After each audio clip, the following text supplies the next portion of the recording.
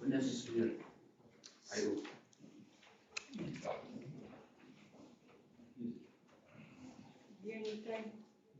The same witness and I will. Across.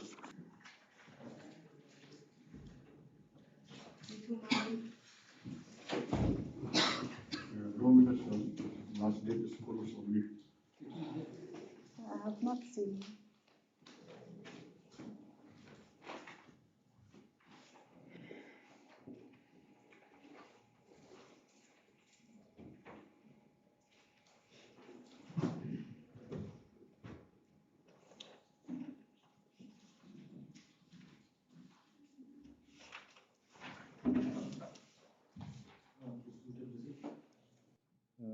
Accused absent without any steps.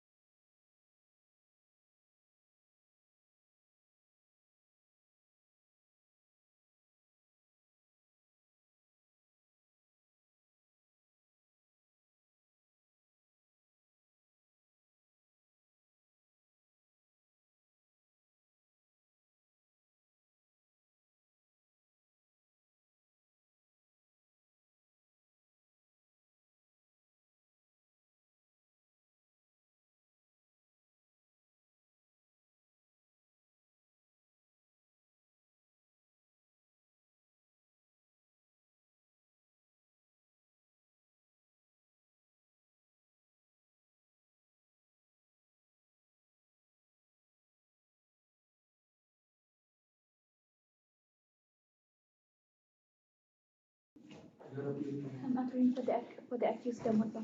I have for Palmer sir. Is present.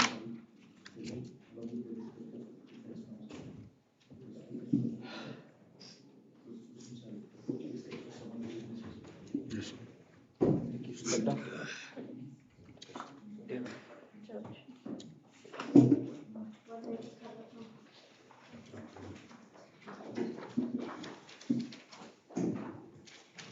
He's in custody.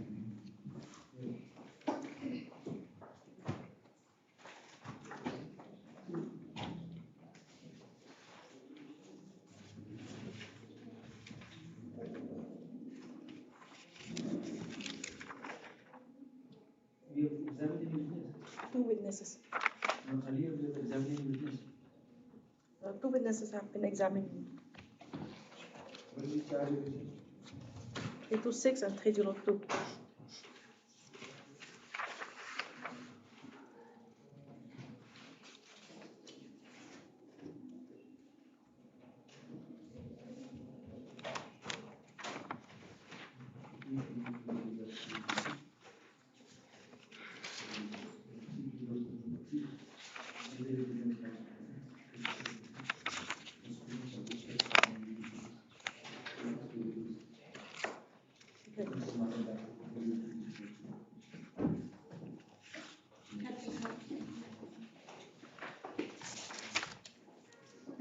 For final argument. No, regarding this case, we're not ready with the final argument. And even the accused was also absent. This is a kidnapping case. How many cases? 5.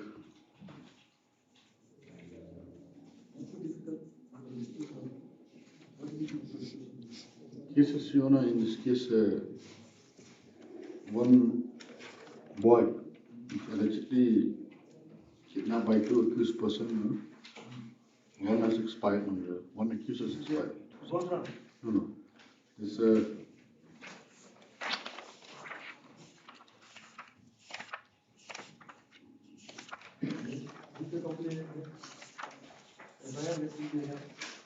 complainant is the mother, the victim.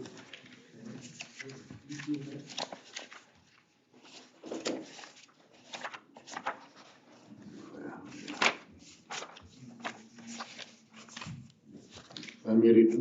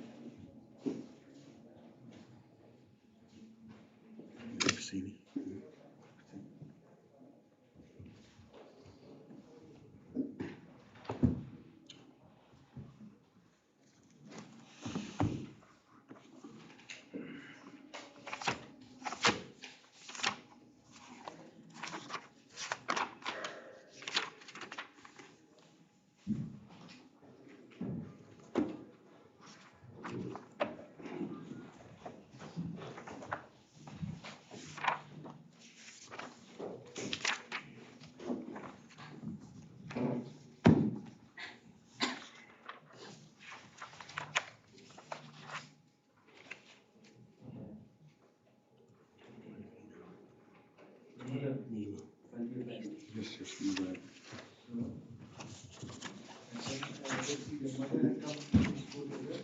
PW1.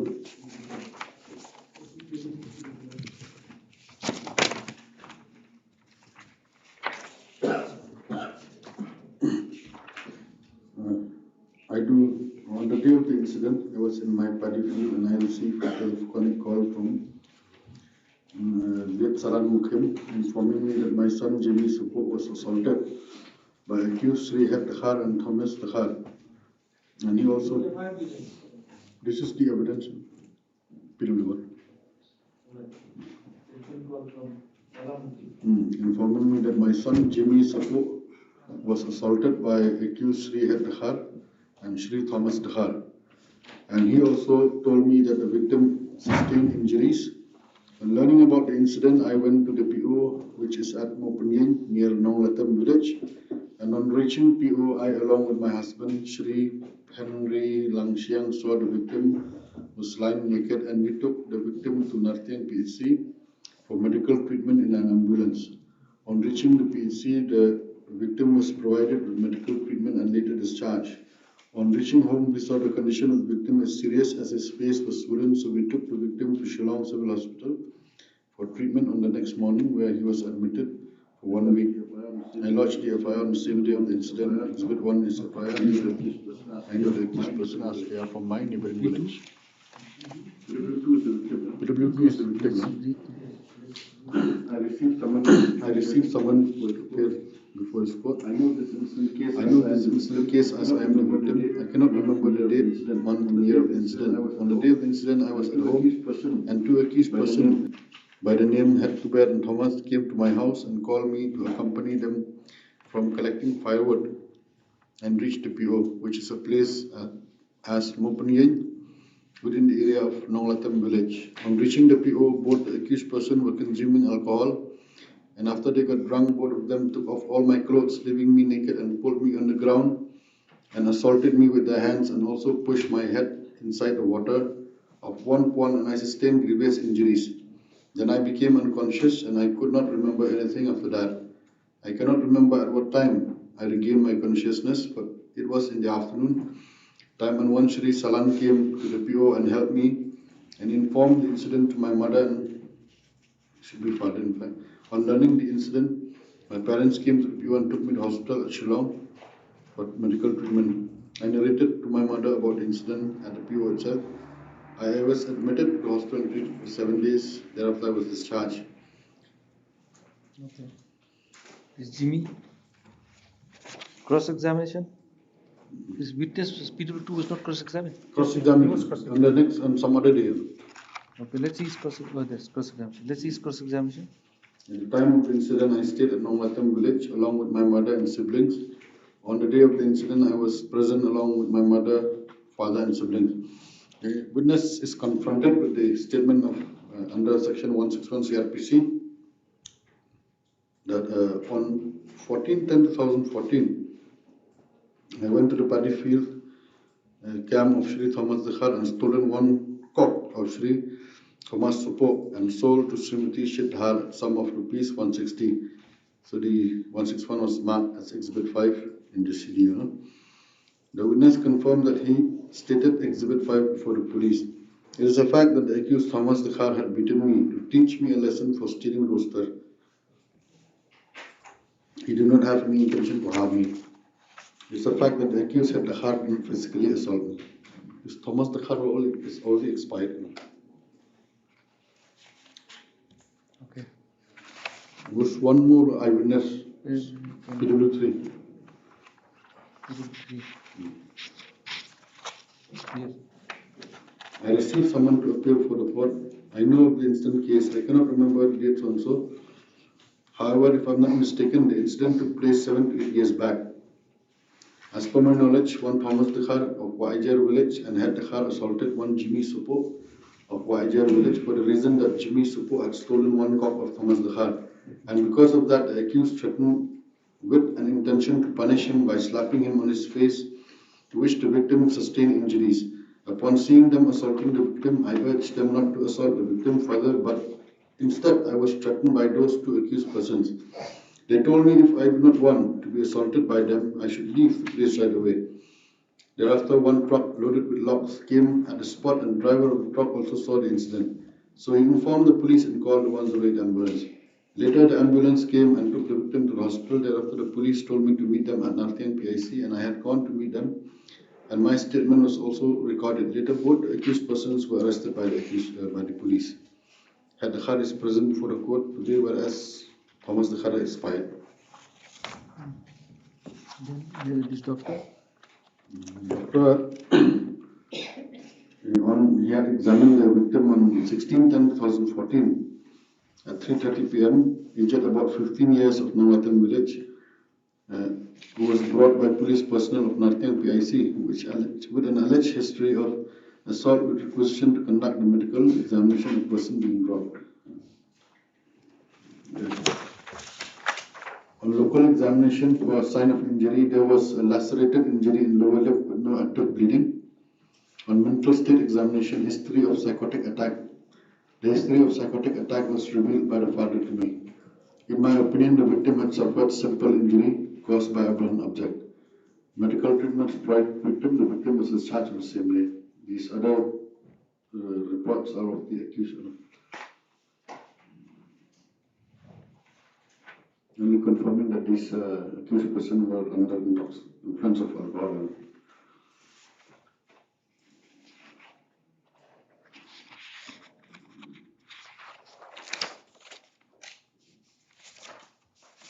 Exhibit 5 is the IOL.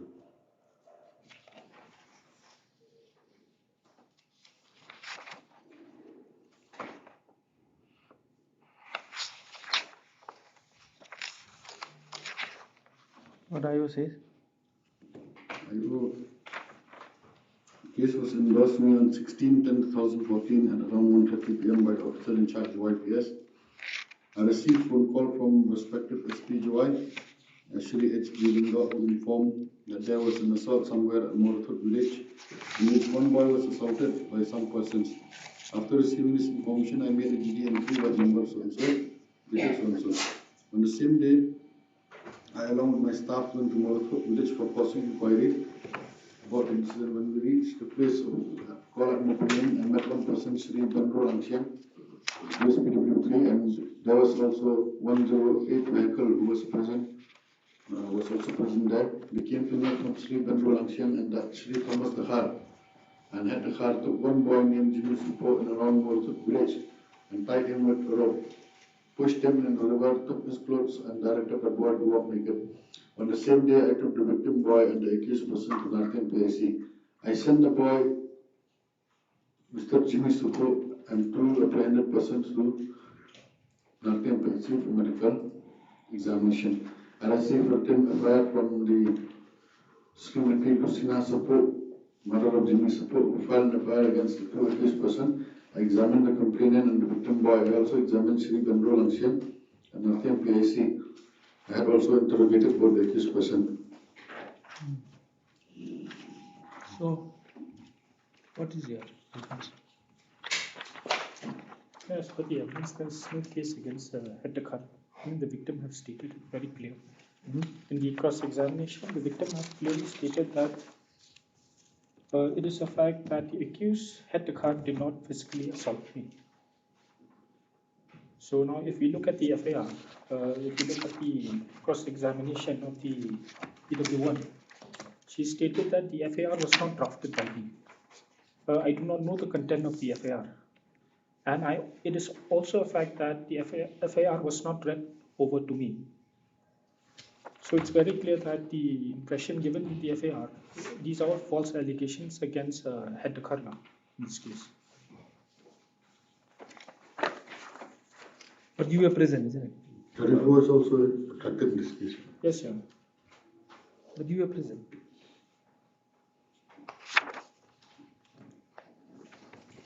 In the statement of PW2, And the reason.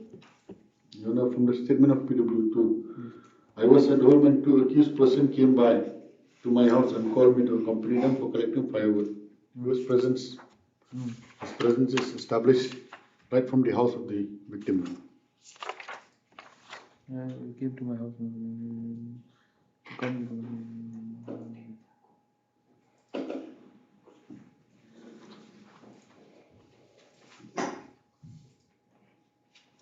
He is actively participating in Consuming alcohol and after they got drunk, both of them took off so much work.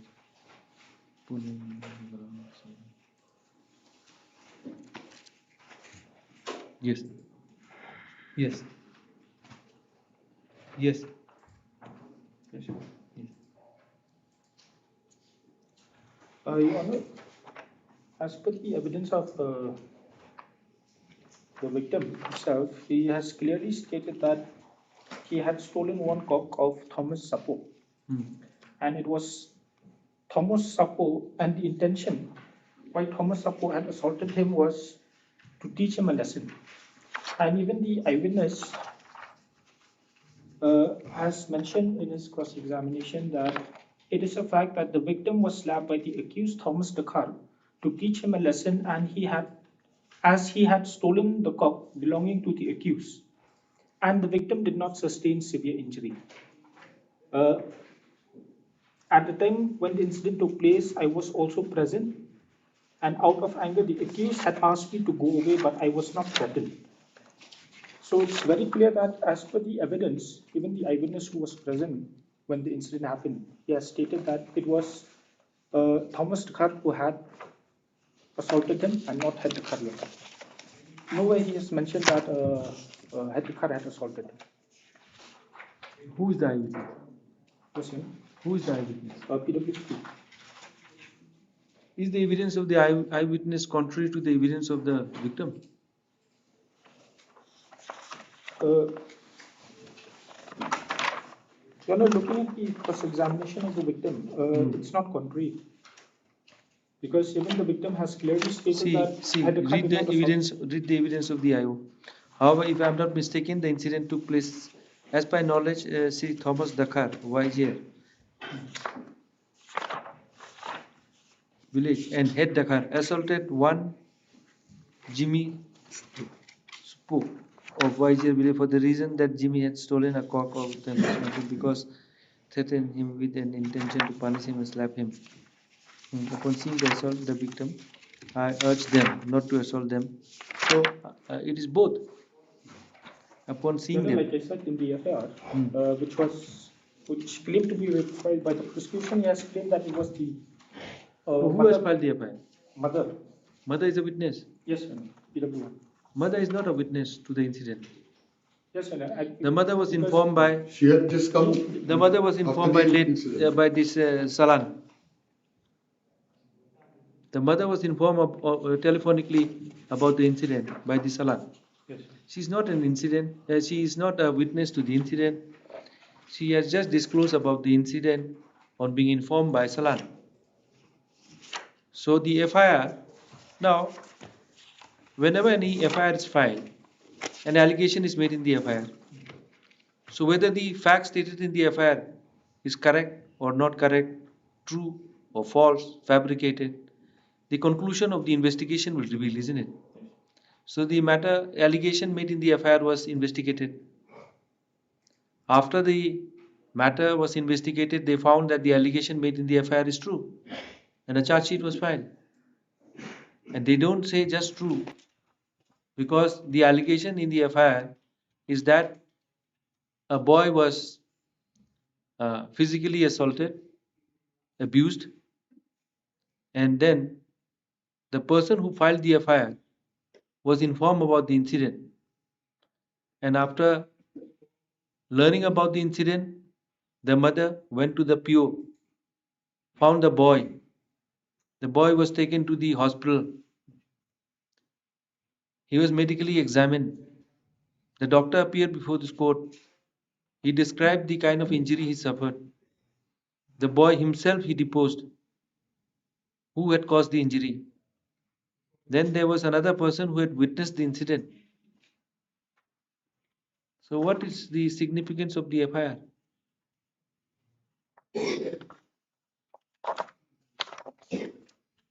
FIR has been investigated. Yes. And it is not that the person who filed the FIR is also a witness to the incident. The person who filed the FIR is a person who had received about the commission of the offense. She reported the matter was investigated. After the matter was investigated, they found that the facts alleged in the FIR is true, and a charge sheet was filed. And those witnesses, based upon which the charge sheet was filed, are none other than the victim himself and also an eyewitness.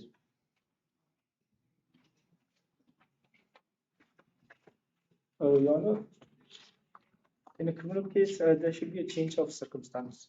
So in this case, it was PW. No, why are we coming to the circumstances?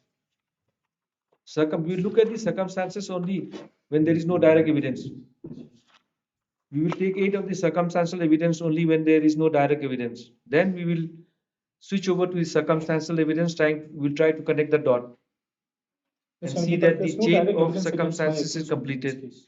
Huh? There's no direct evidence against my accused in this case. What more direct evidence do you want when the person who has been assaulted, he himself come before this court and depose that the accused have assaulted me? No, Your Honor.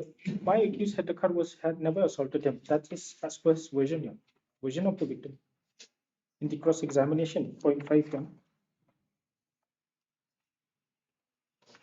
He stated it is a fact that the accused had the car did not physically assault me.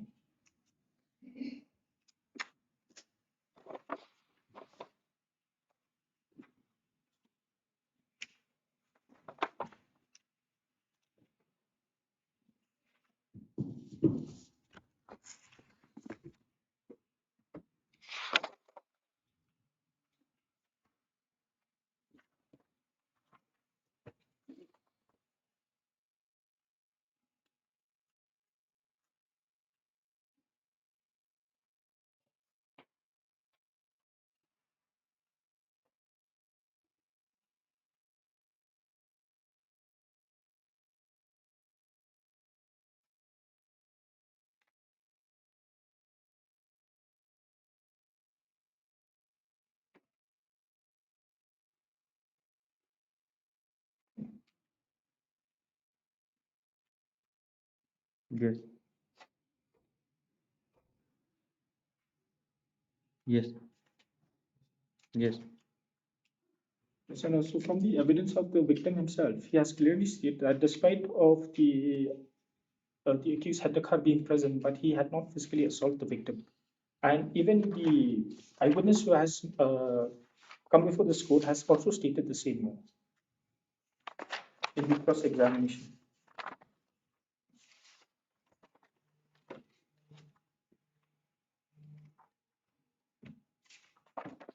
PW3.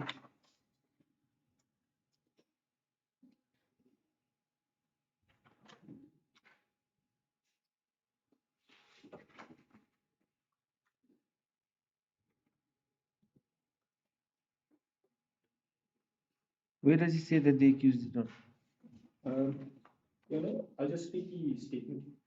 It is a fact the victim was slapped by accused Thomas Dekhar and has never mentioned head Dekhar. To teach him a lesson as he has stolen the cock belonging to the accused and the victim did not sustain injuries. Uh,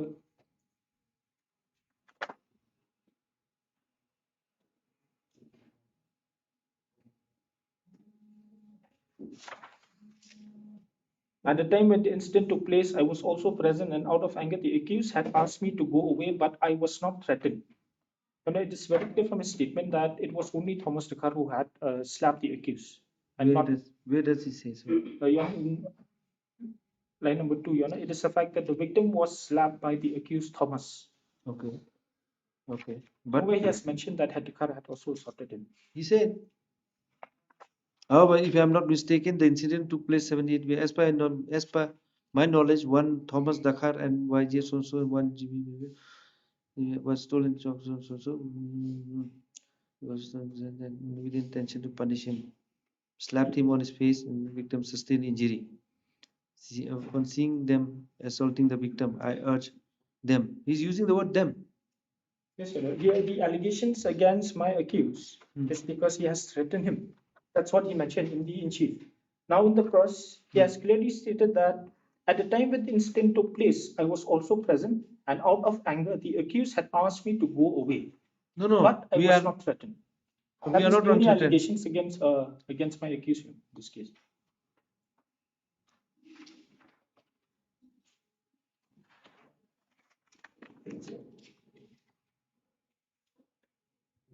As per knowledge, Thomas Dakhar assaulted one Jimmy Spoke village for the reason Jimmy had stolen him.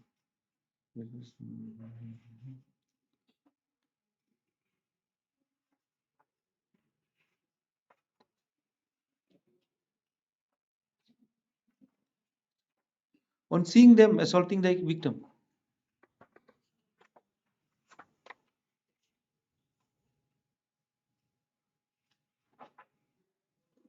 I urged them not to assault the victim further, but instead they threatened me. But So he said that he's saying them. Who is them?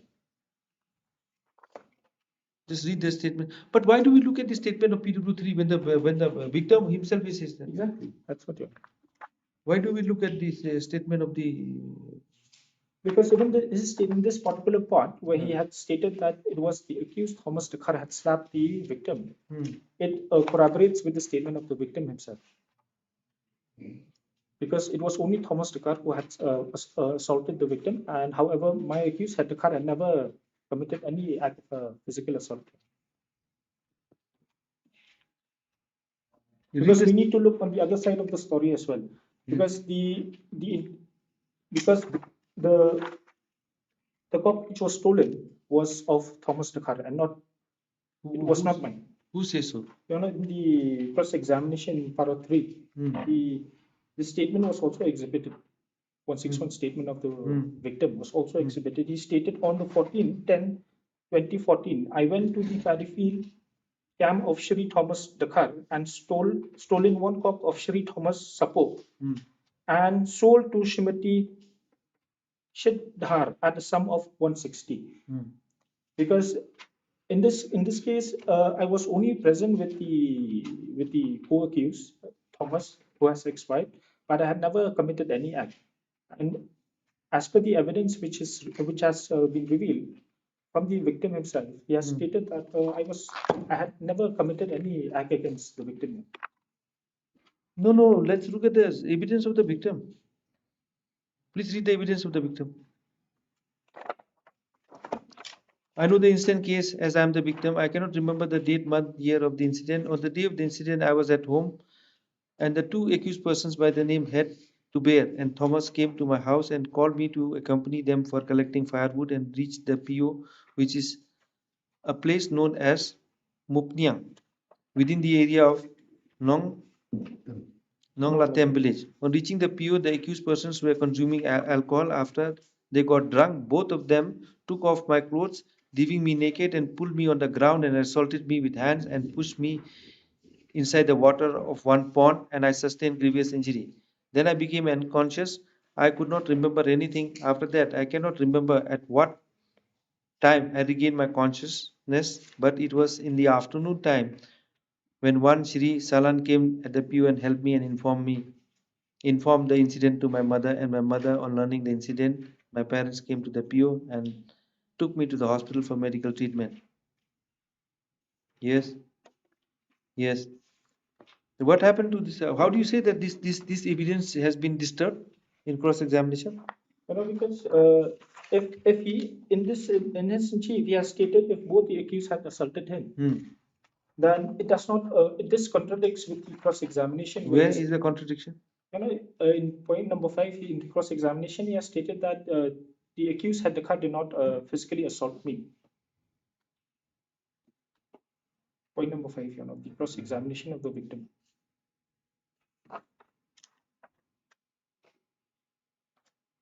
And considering the mental state of the victim, as mentioned by the doctor and yeah, we read it. Yes, Your Honor. That he was psychotic. Yes. No. Yes. No, we are not convinced. That is not. It is when we are appreciating evidence. It does not mean that if two contrary statement comes and then we will not believe it. Why we should not believe the victim? Why? If you say that he was person not competent to depose before the court, then you make an argument under Section 18 of the Evidence Act. There is no cross-examination of the victim that he is not capable to depose before this court. That remains intact. I'm not coming to that. We're challenging the mental state of the victim. Yes. But he appears to be a person of he has a mental illness, as mentioned by the story of the prosecution. Yes. Now we're only concerned about his statement when he stated after being cross-examined. He has clearly stated that the matter is very simple. There is no dispute that the victim, after the alleged incident, was medically examined. Yes. The doctor's evidence shows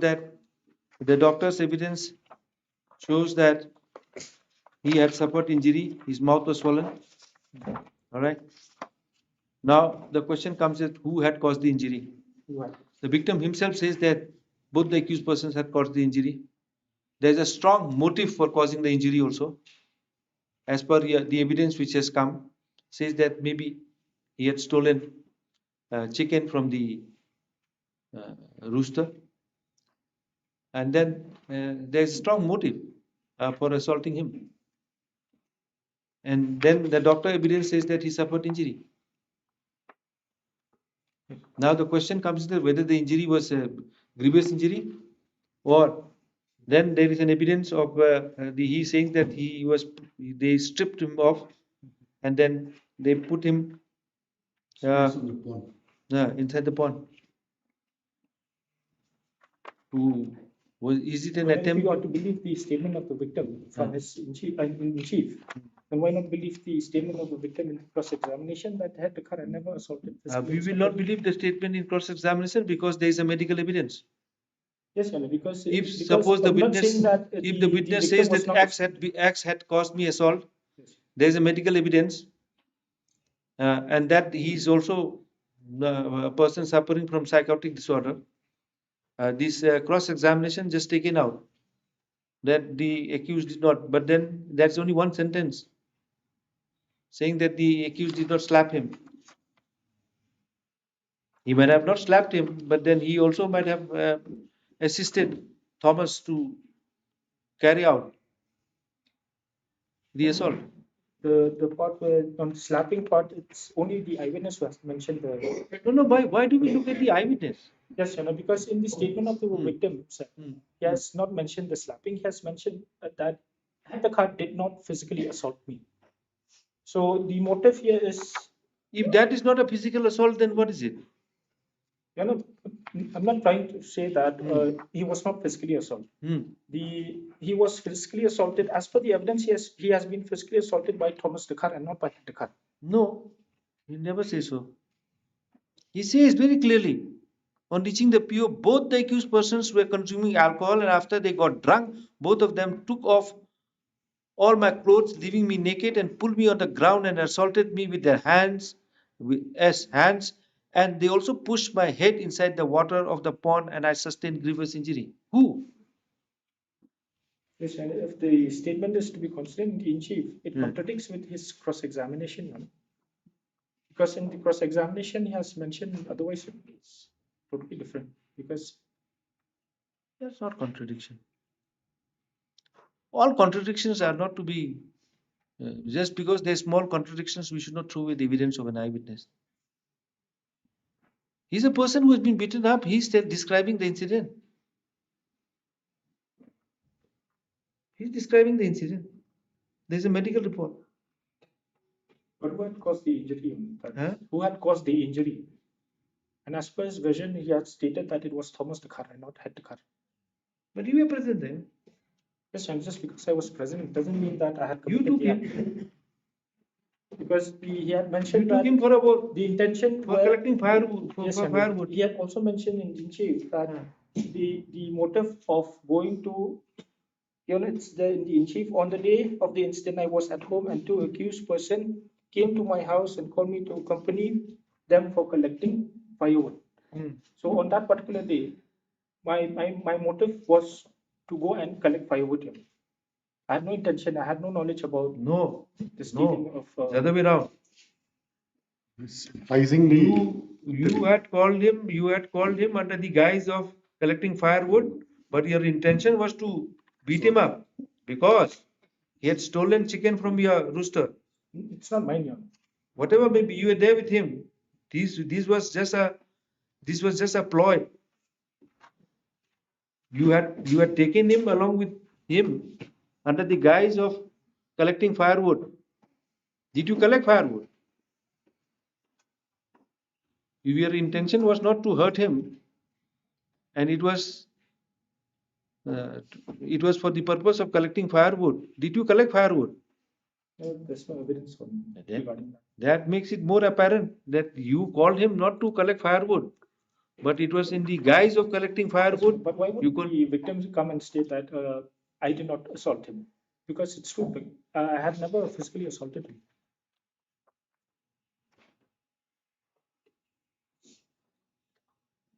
See, it is a fact that the accused Thomas Dakhar had beaten me to teach me a lesson for stealing rooster.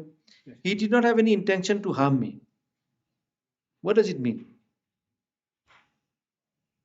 Because he had stolen. You stab somebody and you say that he did not have the intention to kill me.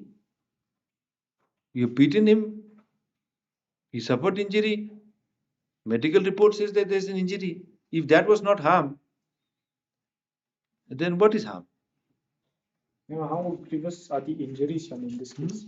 Because looking at the injuries, he only sustained minor injuries, not severe injuries. Huh? He only sustained minor injuries, not severe injuries. But he was in hospital for how long?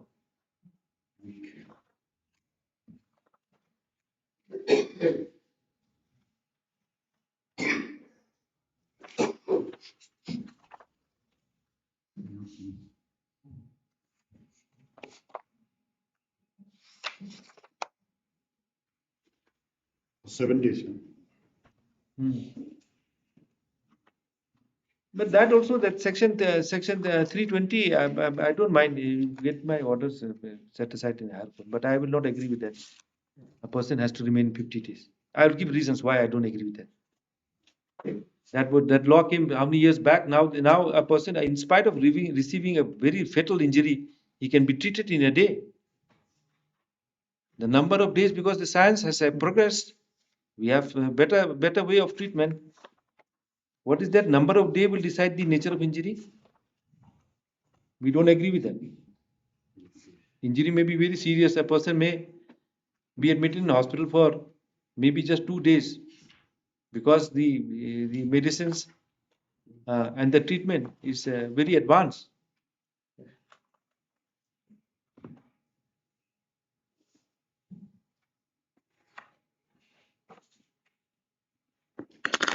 Yes, that's all. How many days he was in jail? Johnny is on bail. Hmm? The accused is on bail. It's not present today. Anyway, we'll pass the judgment.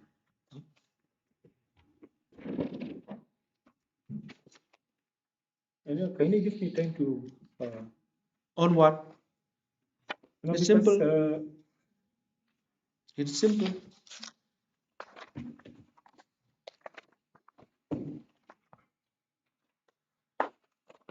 no, because this case is conducted by Dekan, so I need to have a talk with him because it's his personal case. You know.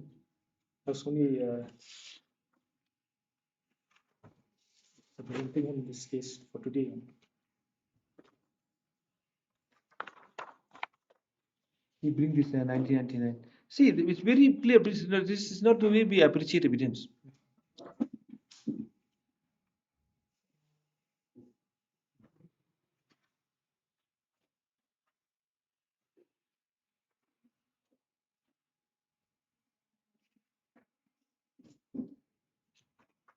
Yes, what else you have? It is 1999. SEC 649. Yes.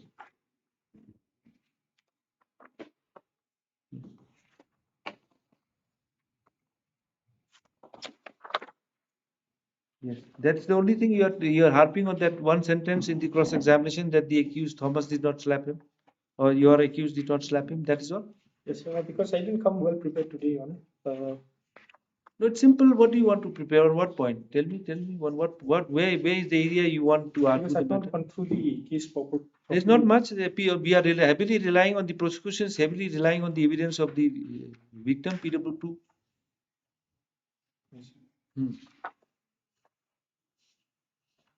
Looking at this case, my main contention here is the cross-examination where it's mentioned Hedekar had never physically assaulted. See, why are you not trying to understand this? Is that when we are appreciating the evidence, the word used there is proof.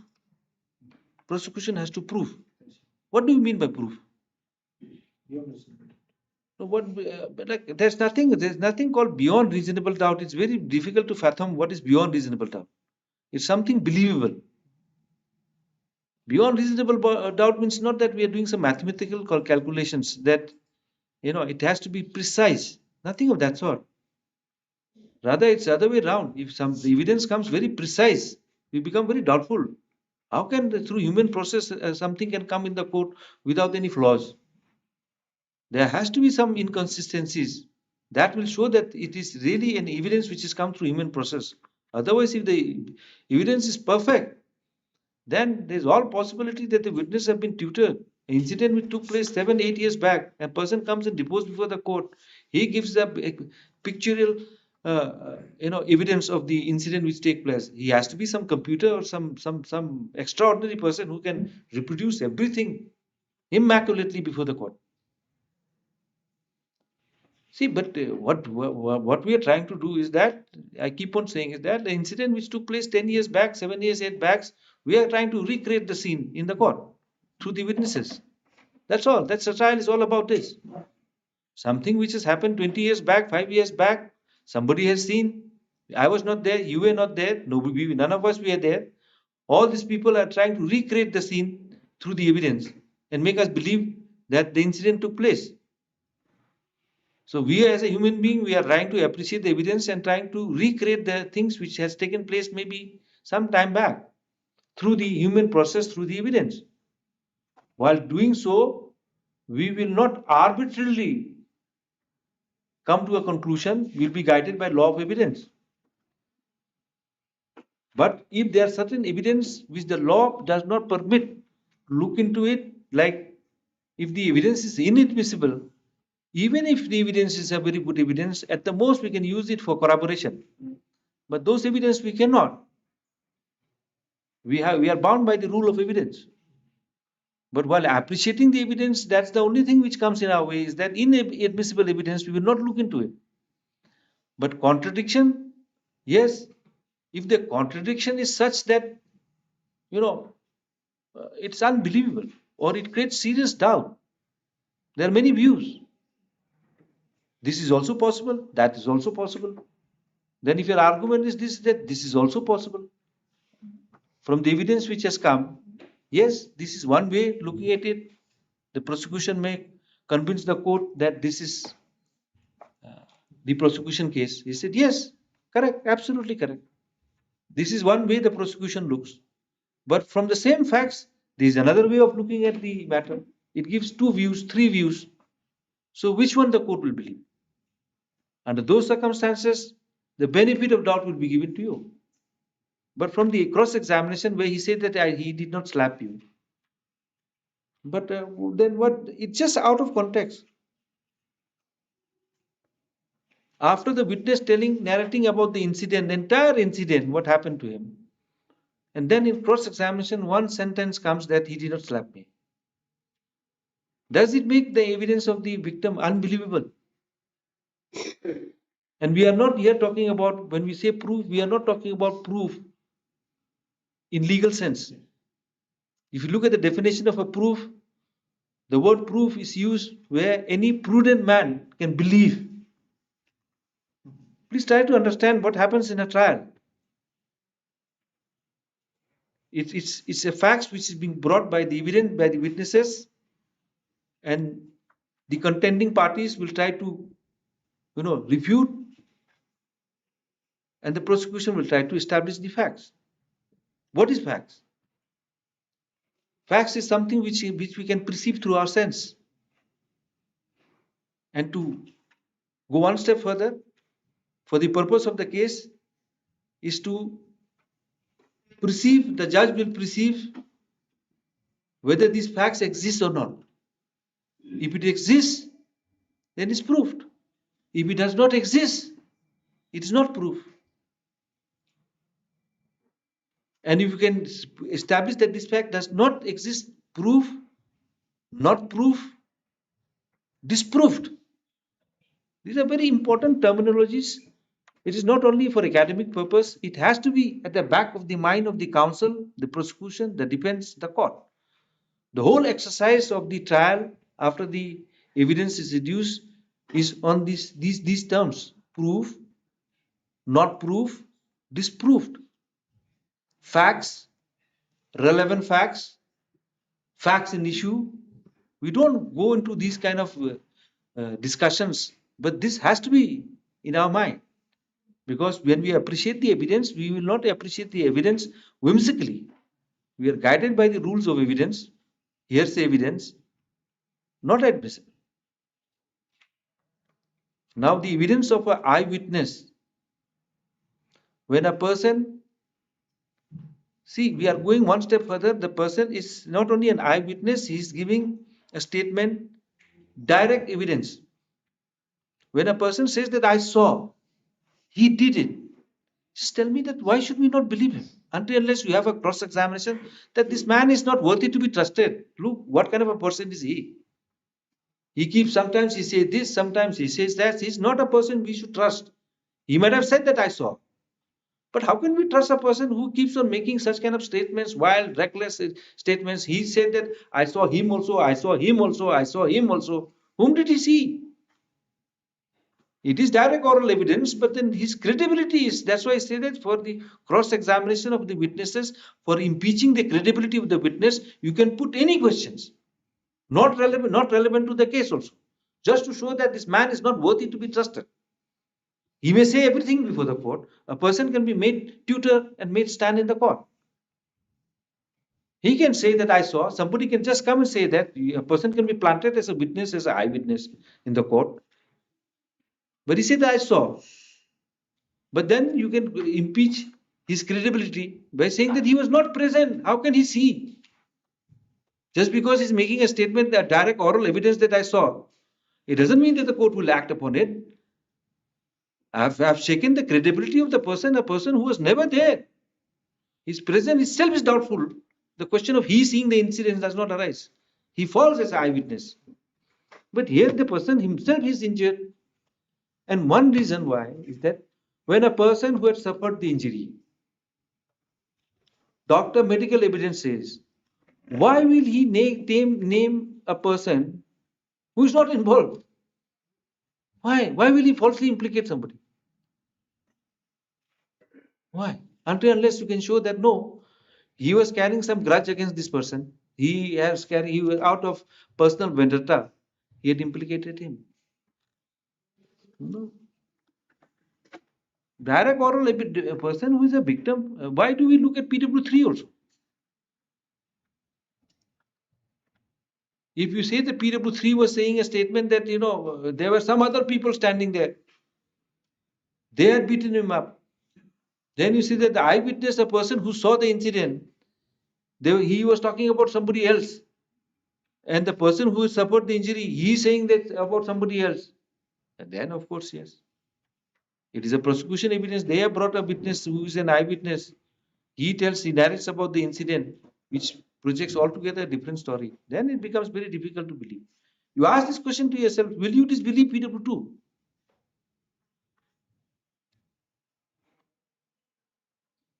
Will you disbelieve the evidence of PW2 with only one line, one cross examination? And there is a strong motive. It has come through your evidence. That why will somebody beat him up, strip him naked, put him inside the water? Why? The answer is in your cross examination. Because he has stolen a chicken from the rooster. That connects the dot. Why will somebody be so lethal to some person? He was 15 years of age. Okay. Yeah, take it. Anything else? That's all. The accused, yes. Hello, prosecutor. So. How long he was in jail? Yeah, no, he's on bail. But still during custody.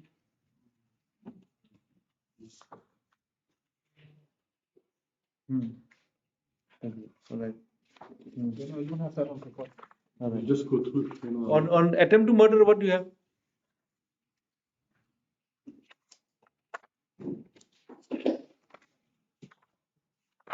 No injuries of, there's no evidence of attempt to murder. No. Evidence of the victim. There's been No injury is required. In attempt to murder, no injury is required. Please see section 307. Section 307 has two parts. The first part says that attempt to murder with hurt, the punishment is up to 10 years. No, it goes beyond 10 years.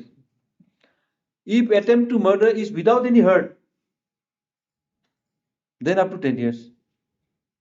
307 has two parts. If any injury is caused, please see section 307. It is not required for any injury to be caused. For instance, if a person shoots somebody and the bullet does not hit him, he dodges the bullet. You mean to say that there will be no case of attempt to murder? There will be no injury. If there is any injury, the punishment is very severe. And the word used there is not injury. The word used there is hurt. Hurt has been defined. 319. What is your argument on attempt to murder?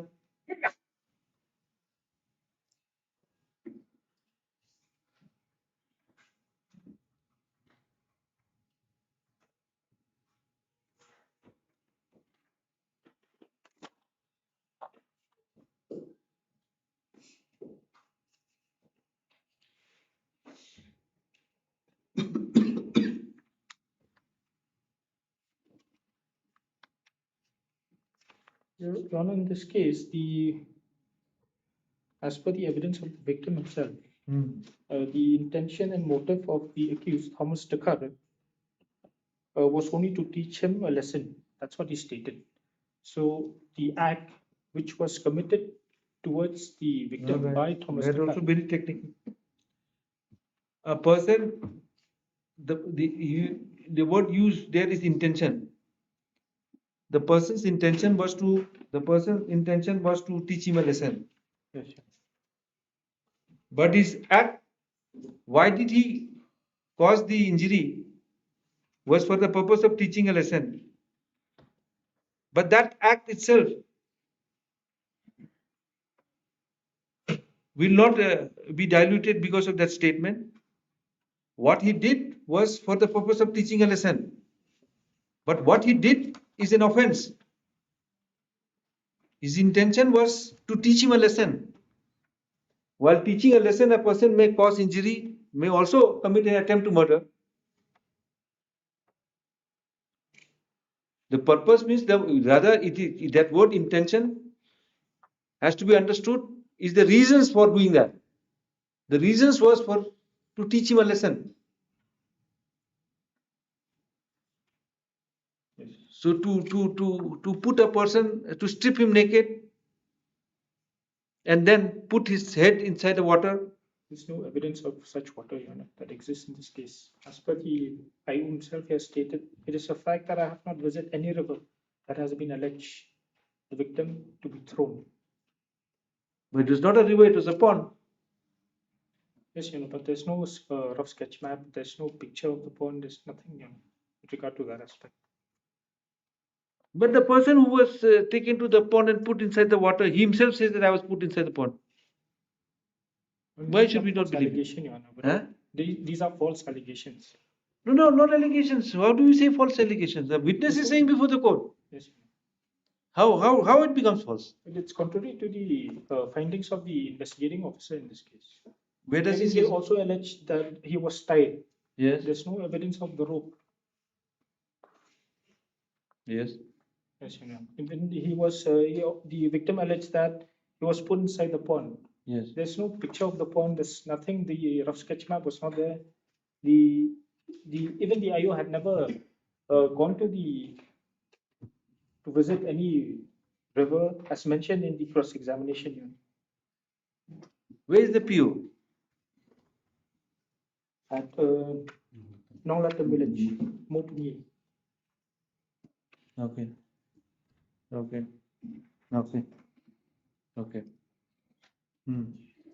The criminal proceeding in the instant case was set in motion by Srimati Lucina Tapo.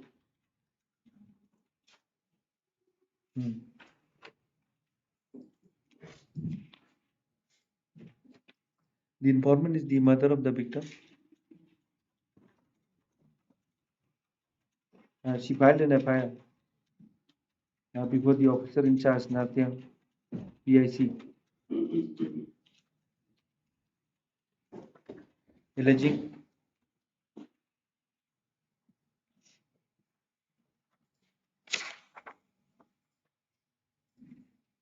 that on 15/10/2024,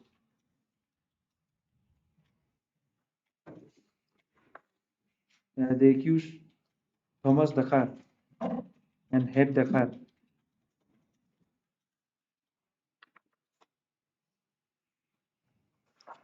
tied both the hands and feet of her son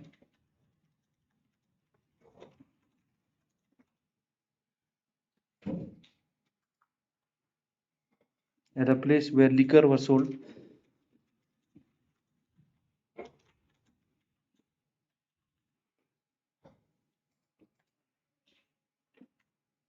Situated at Longja.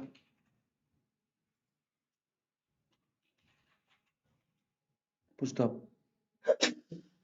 The son of the informant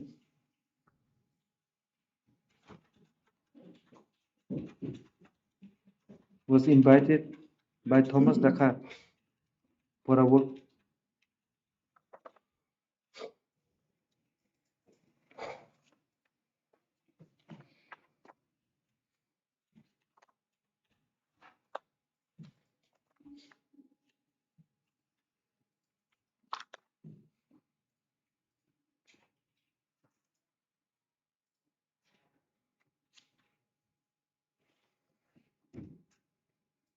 No, you don't write that. Alleging that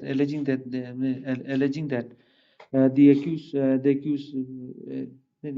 what do you write? Alleging that Alleging that on 15/10/2014, the accused Thomas Dakar and Head Dakar tied both the hands and feet of her son at a place where of her son Jimmy Sapo. At a place Longja. Full stop. The accused Thomas had invited her son for a work.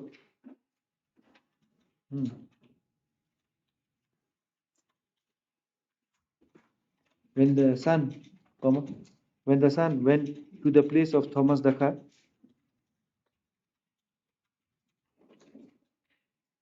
he was beaten and tortured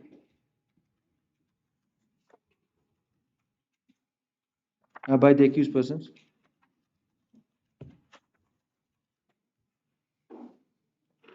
No, he was beaten, tortured, and tied in the jungle whole night by the accused person.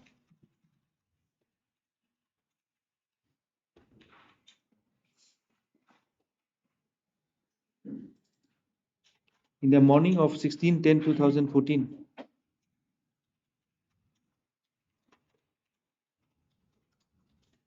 the son of the victim was stripped naked and thrown in the water.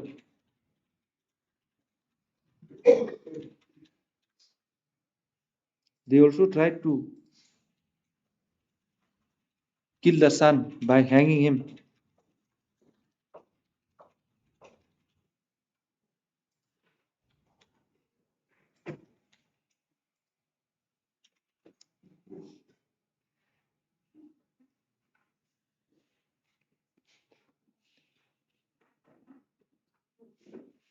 One person by the name Berno Langxiang Nongtalang saw the incident.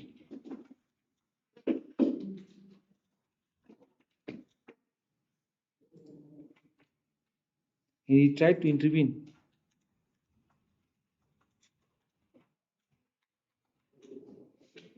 but he was threatened by the accused person.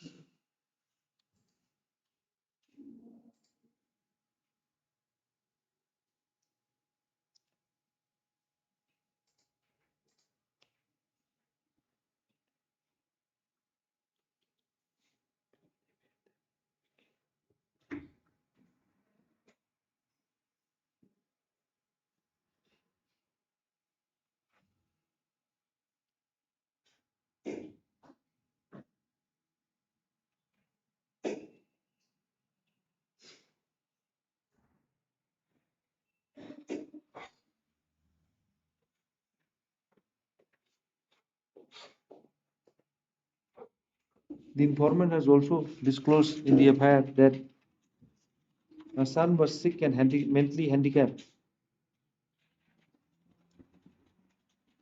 Full stop. The FIR was registered as the FIR was received by Joy PS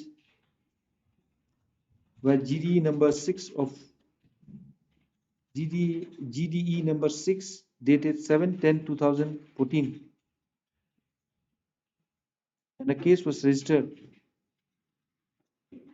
under section. The case was registered as Joy PS case number 241 bracket 10 14 under section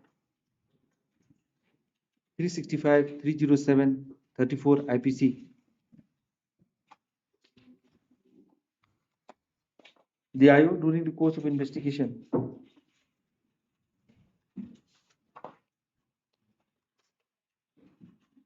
recorded the sent the victim for medical examination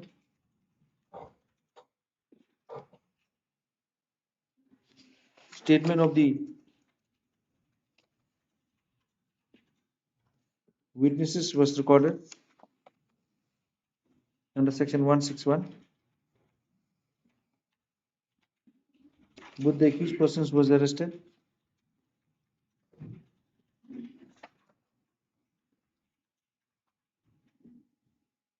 The investigation concluded in CS number 177/14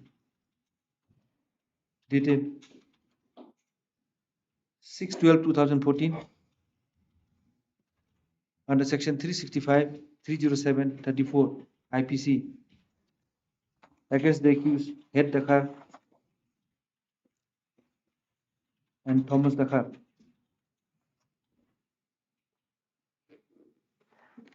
The charge sheet was filed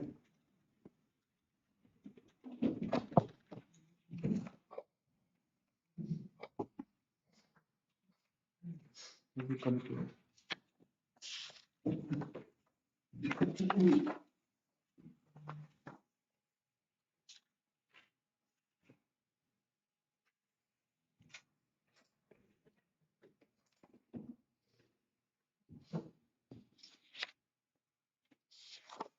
The committee.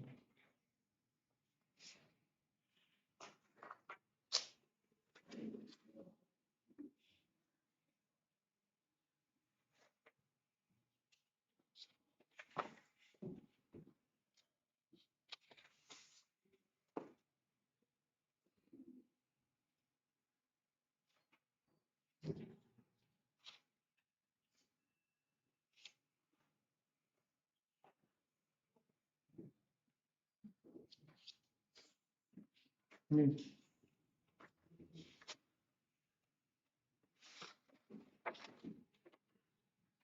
No, पुस्तक no, copies were supplied to the accused person under section 207. Thereafter, the case was committed to this court. But committee order dated 21/3/2018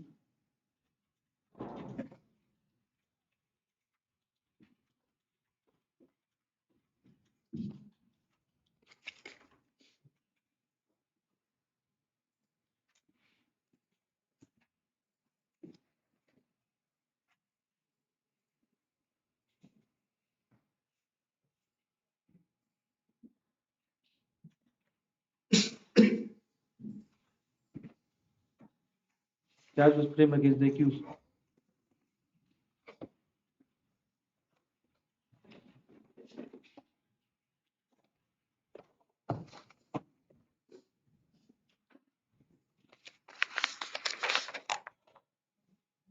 Charge was framed against the accused Head Dakhar and Thomas Dakhar on 1st March 2019 under section 365/34. That's 365 307 34 IPC. The accused persons pleaded not guilty and demanded trial. Full stop. During trial, the prosecution examined 5 VWs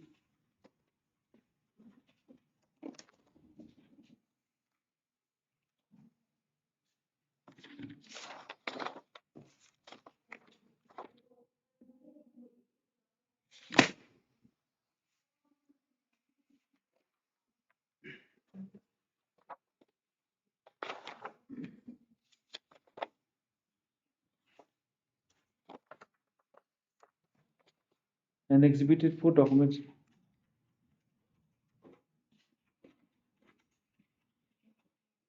The details of the exhibit and the documents are appended in the appendix of this judgment.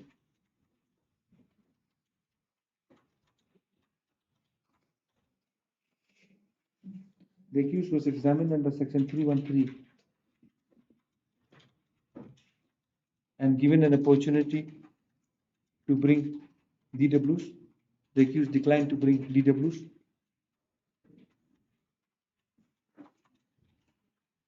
The case proceeded for final argument.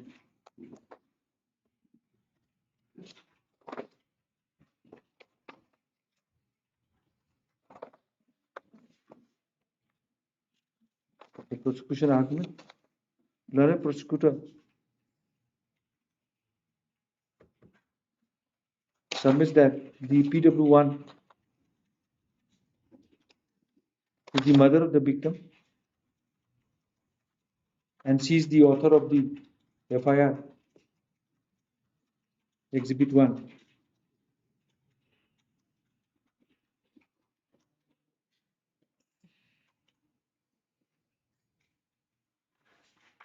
PW1 has stated in her evidence that she was informed about the incident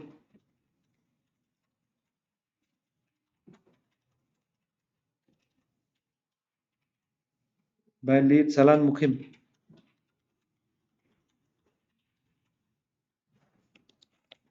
On learning about the incident, she went to the PO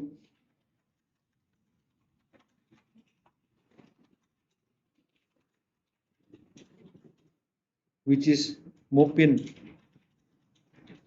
near Nong Latem village. On reaching the PO,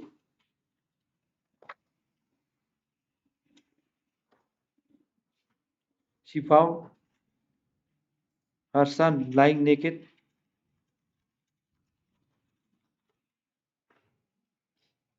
The son was taken to Natiang CHC for medical treatment in an ambulance.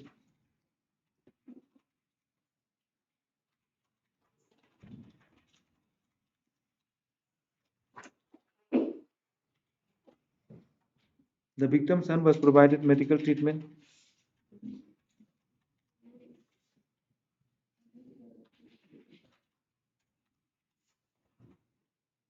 at Natiang PHC. Thereafter, he was discharged. However, on reaching home, PW1 found the condition of the victim's son was serious. His face was swollen.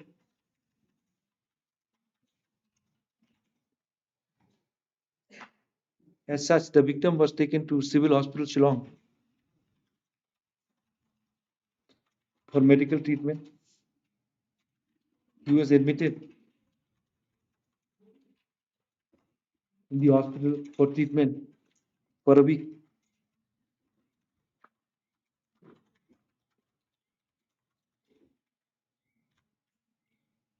The informant has confirmed that she had filed the FIR, Exhibit 1. The informant has also disclosed that the accused persons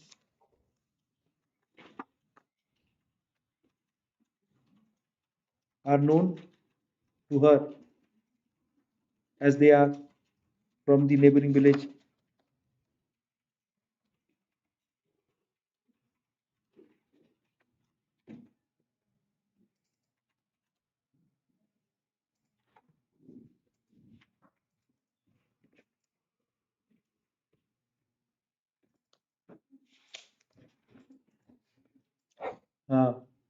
PW2. The prosecutor submits that the PW2 is the victim. He stated before this court in his evidence that on the day of the incident, he was at home. The two accused persons had to bear, and Thomas came to his house and asked him to accompany them for collecting firewood.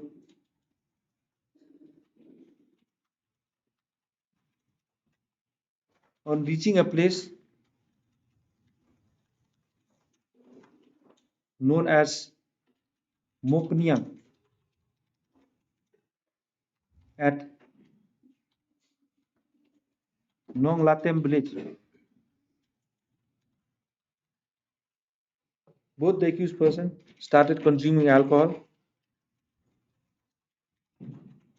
They got drunk.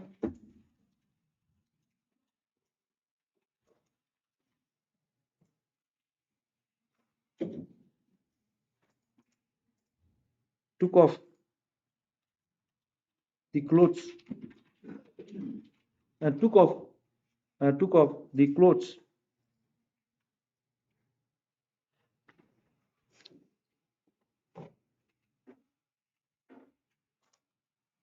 leaving PW1 naked on the ground. They assaulted PW1 with their hands and pushed his head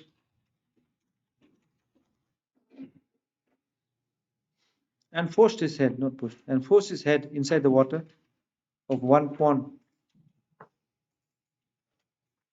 The victim suffered, PW1 suffered serious injuries and he became unconscious.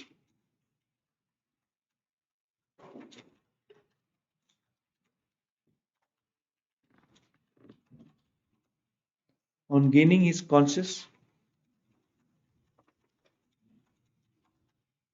he found that it was afternoon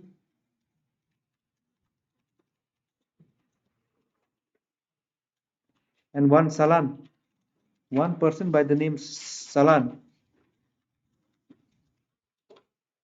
came to help him and inform about the incident to his mother. The mother came to the PO and took PW1 to the hospital for treatment.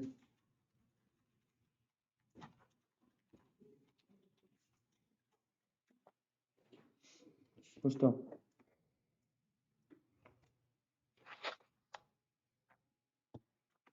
the prosecutor submits that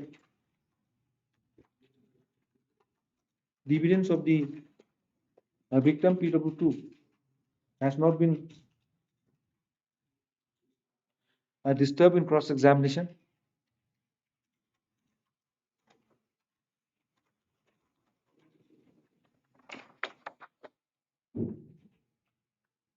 In cross-examination, PW2 has revealed the motive and the reasons for assaulting him.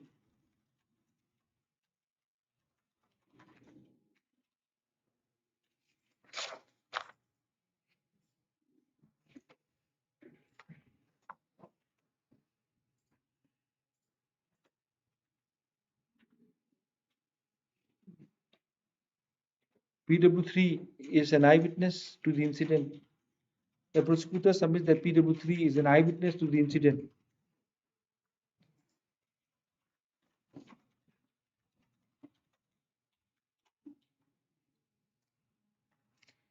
He stated in his evidence that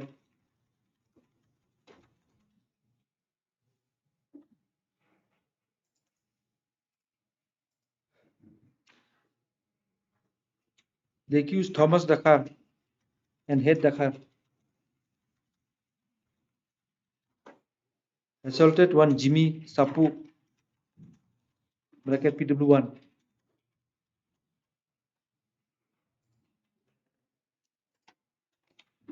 for the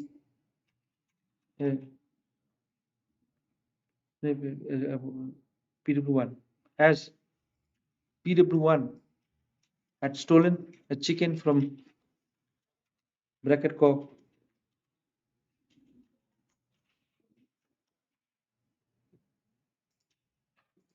had stolen a chicken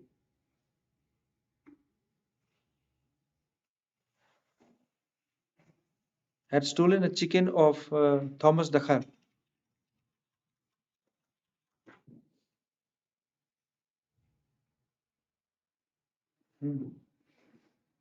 The accused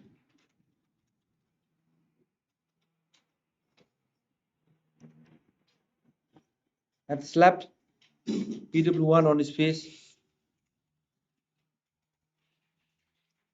He sustained injuries.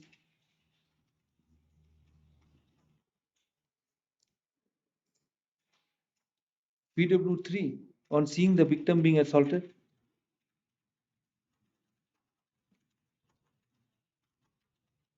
intervened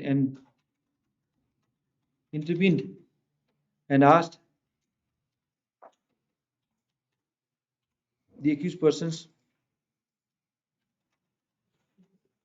and made a request to the accused persons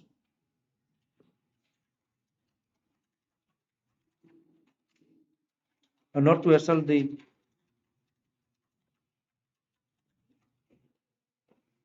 PW1, not to assault PW1. However, the accused persons did not give any heed to the request of PW3.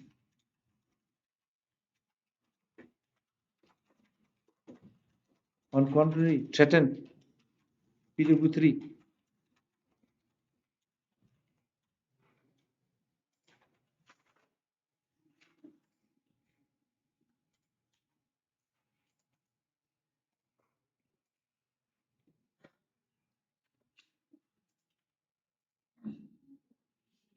PW3 further stated that a truck loaded with log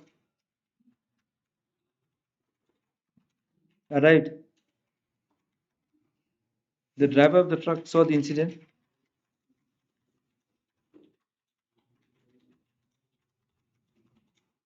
He informed the police and 108 ambulance.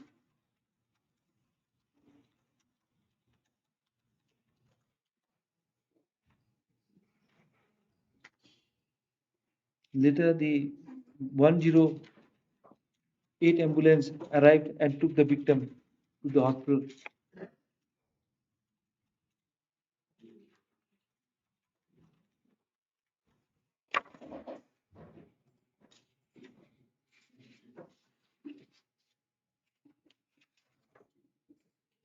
PW5 is the doctor.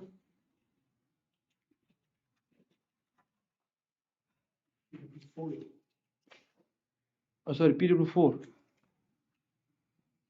is the doctor.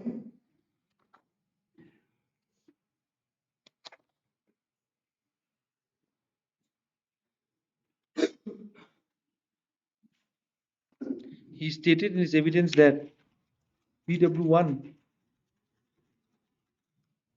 was brought to the hospital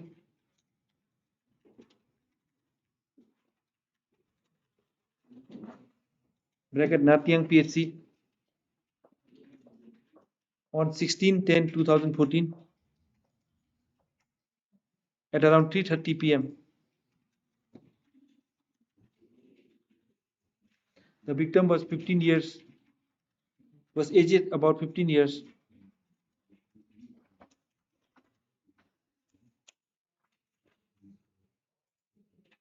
Full stop. The victim was brought by police personnel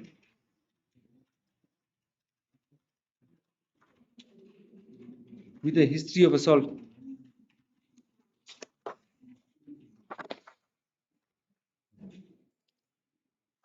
The doctor who had examined the victim PW1 found lacerated injury on the lower lip,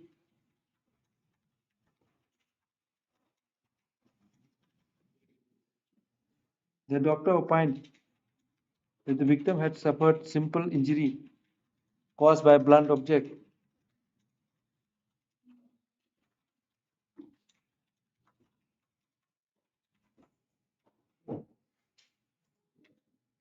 The doctor prepared the medical report of PW1, which has been exhibited as Exhibit 2.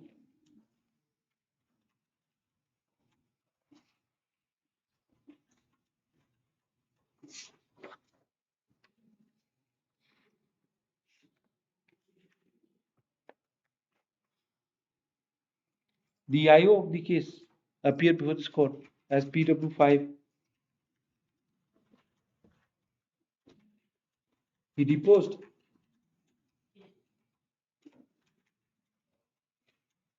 that the case was endorsed to him for investigation on 16/10/2014.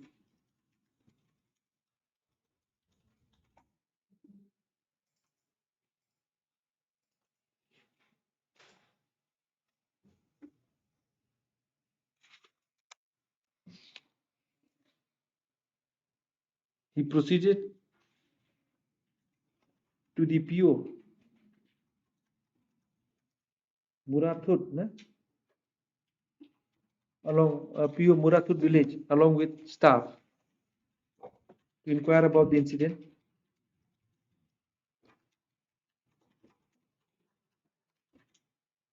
He met PW3.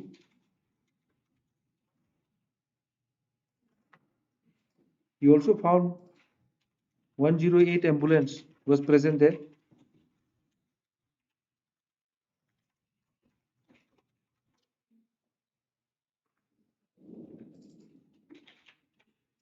He was informed by PW3 about the incident.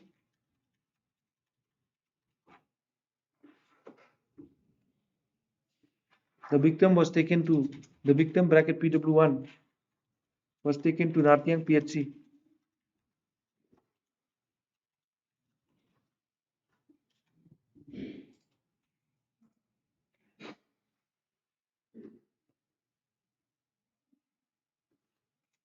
After investigating the matter, PW5 filed the charge sheet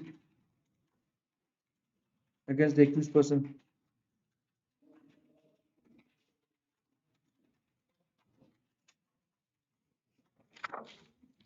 The law prosecutor has also brought to the notice of this court that the accused Thomas, what's his name? Thomas Dakhar. Yes. But the death certificate is in Khanui. Clarification was made later. This two person had come. All right. The accused Thomas Dakhar died during trial on 19/8/2019, 19/11/2019, and he was declared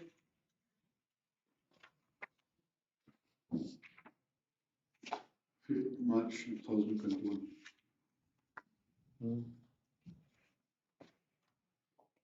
He was declared dead by this court by the order dated 5/3/2021, and the proceeding against him stood abated.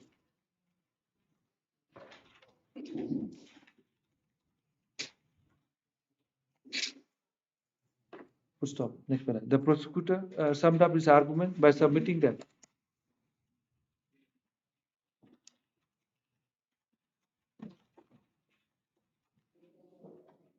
the evidence of PW1 clearly establishes that she filed the FIR.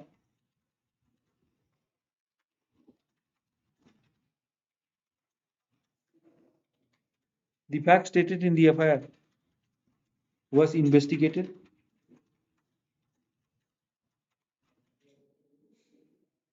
and the investigating officer found the allegation to be true.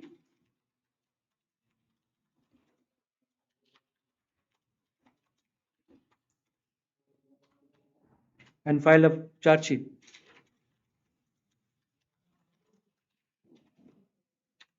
The fact stated in the FIR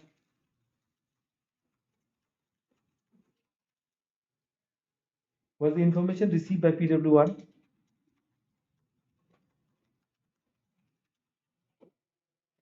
the victim PW2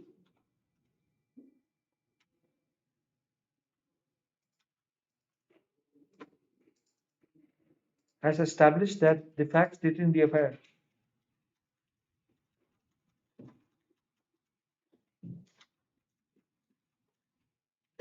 is true, the evidence of the victim establishes that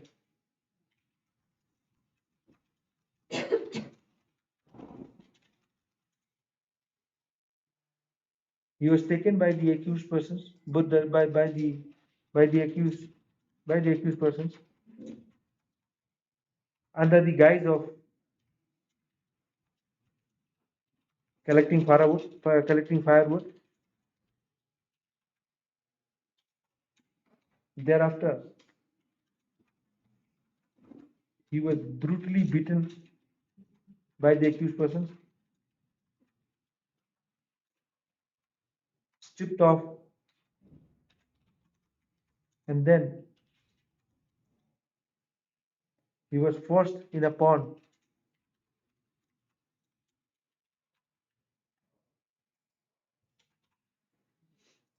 It is only on the intervention of PW3, the accused person did not succeed in killing PW1.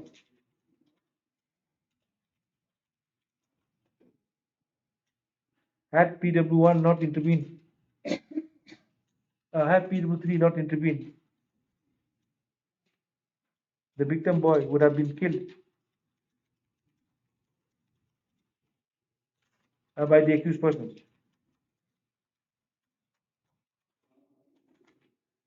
Stop. The evidence of the PW1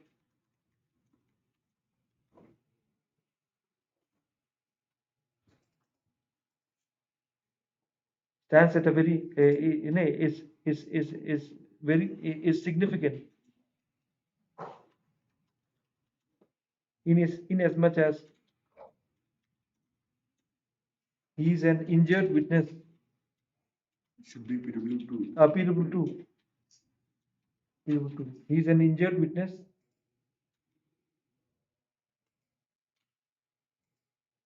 His evidence is supported by the evidence of witness PW3.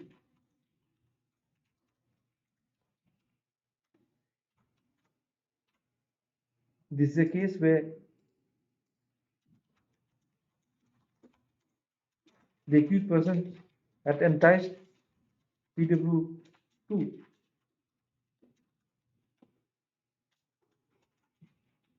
to accompany him so that they could punish him for stealing the chicken.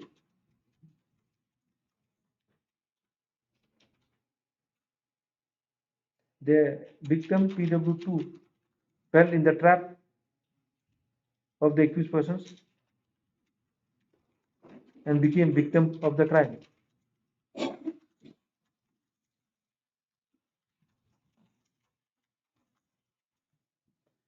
The prosecutor submit that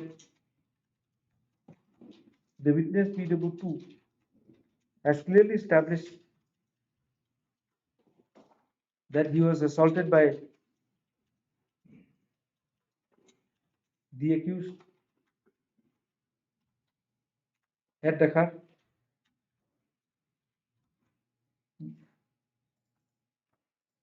and the injury sustained by him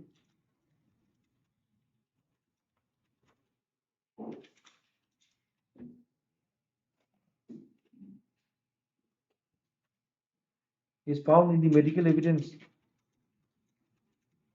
of the doctor, Exhibit 2. This clearly shows that the injury was very serious. No doubt, the PW2 was discharged from PHC Natyang. However, the evidence of the mother, PW1, shows that after his discharge, he was again admitted in Civil Hospital Shillong for a period of 1 week.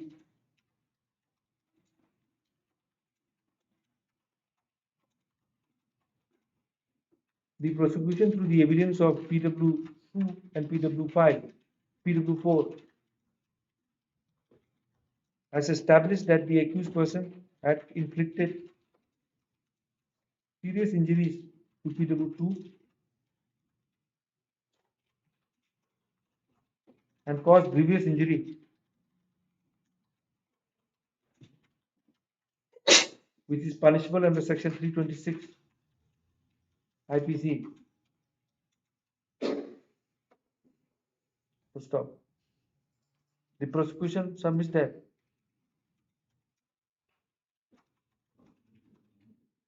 the evidence of PW3 clearly establishes that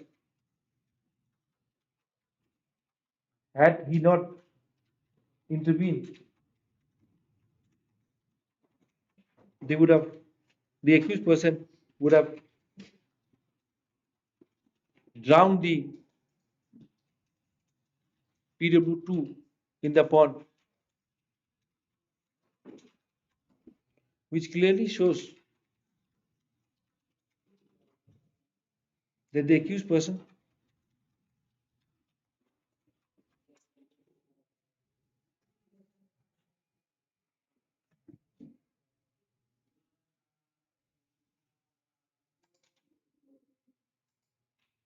wanted to cause death of PW2. They did everything to cause his death, but they were not successful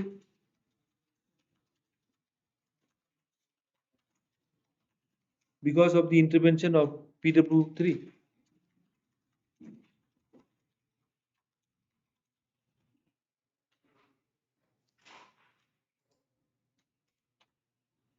It clearly establishes that the evidence clearly establishes that the accused Head Dakhar had made an attempt to commit murder.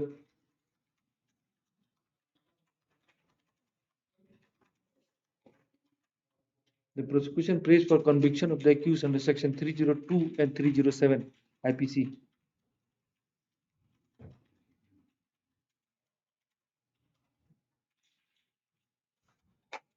Stop. Next.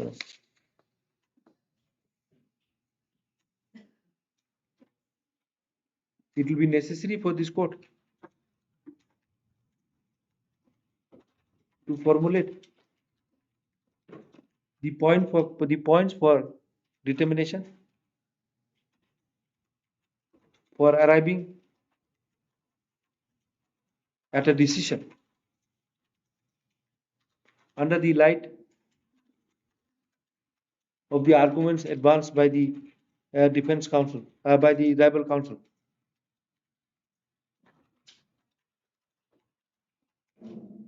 What is your point of argument? Only this cross examination. That's one of the Just put this the on the defense thing before we get the formula point. Defense argument. All right. The arguments of the argument of the defense counsel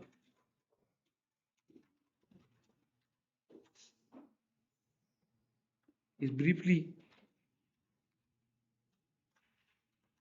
recapitulated as hereunder. Number one, the prosecution has the PW1 has failed to establish the facts stated in the FIR.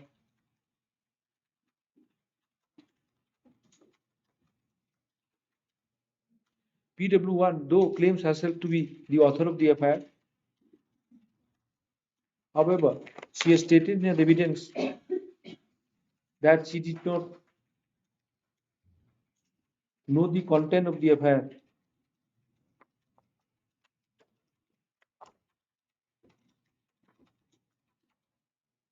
Further, The facts stated in the FIR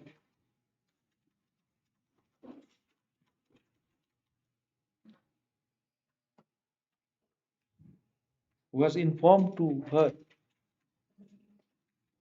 by Salan Mukim, PW Salan Mukim, as such. And in absence of examination of Salan Mukim,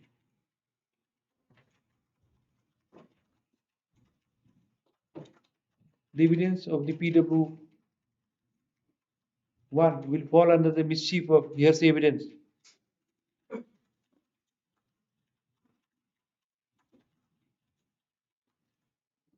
Which is not admissible under law.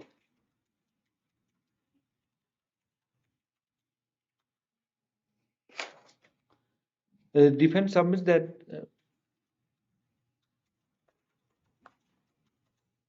PW2, the victim, has categorically stated in his cross-examination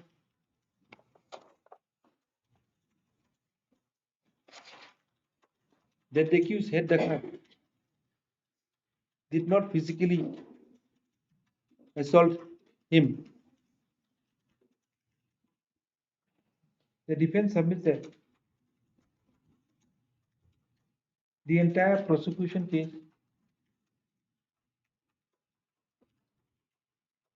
emanates from the fact that the accused and the that the victim PW2 was taken by the accused Thomas Dakar and head Dakar for the purpose of punishing him for stealing chicken. Thereafter, the prosecution evidence reveals that PW2 was physically assaulted. There are medical evidence on record, Exhibit 2, showing that PW2 received injuries.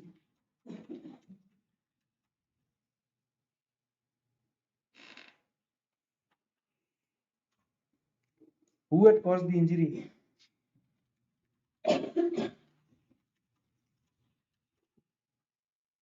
And needs to be determined.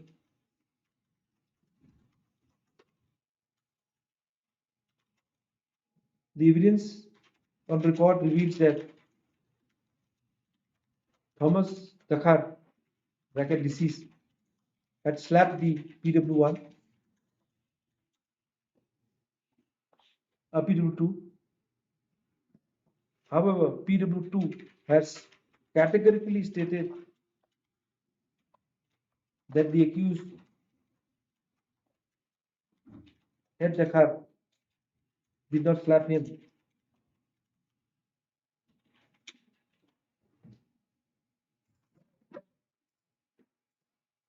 The defense submits that if at all PW2 had received injury,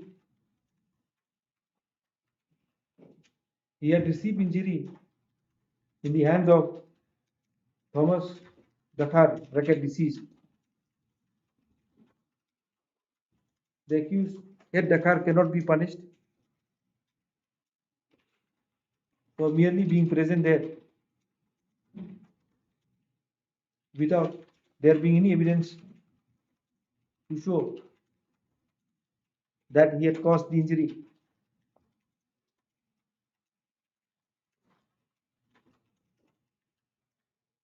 To stop.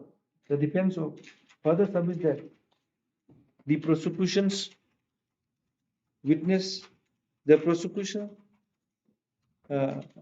witness PW3, a purported eyewitness,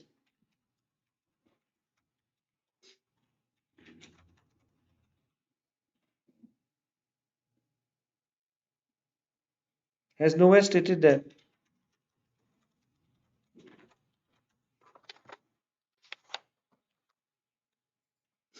the accused had Dakhar had inflicted injury.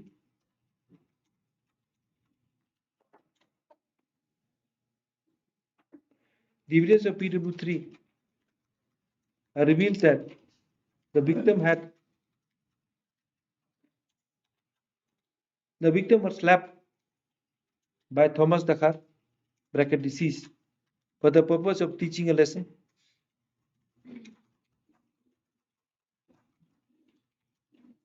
to the accused, teaching a lesson to PW2.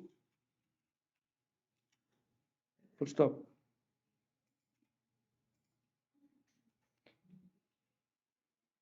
The chicken which was stolen belongs to Thomas Dakhar. It is evident from the evidence of PW3. It is he who reacted and not the accused head Dakhar.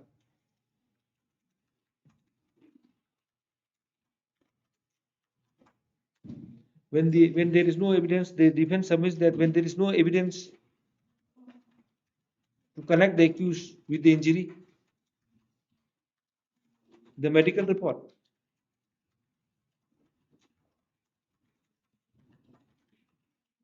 of PW2 is insignificant.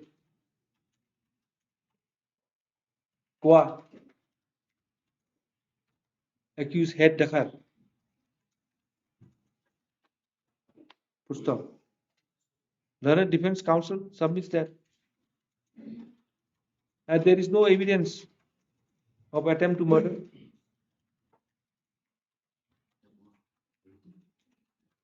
The IO PW5 is silent about visiting the PO. There's no evidence to show that there was any water body at the PO.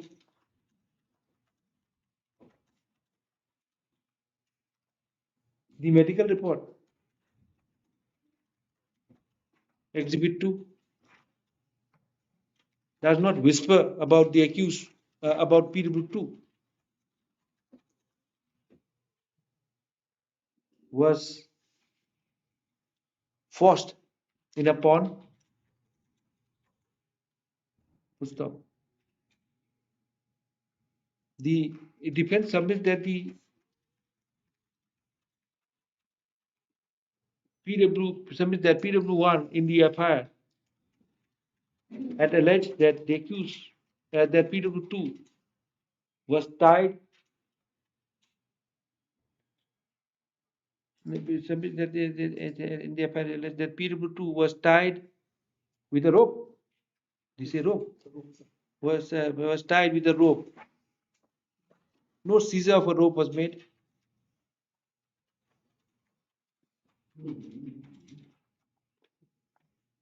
Is it rope? No. Was tied.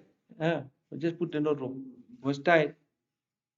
In the FIR, the defense submitted PW1 in the FIR that has alleged that PW2 was alleged that the hands and legs of PW2 was tied. No seizure of rope was made. The medical report of PW2 is silent about any medical evidence to show that PW2 was tied.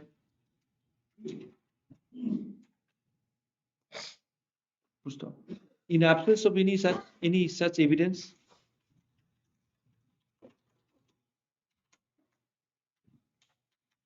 and no case is made out for attempt to murder against the accused.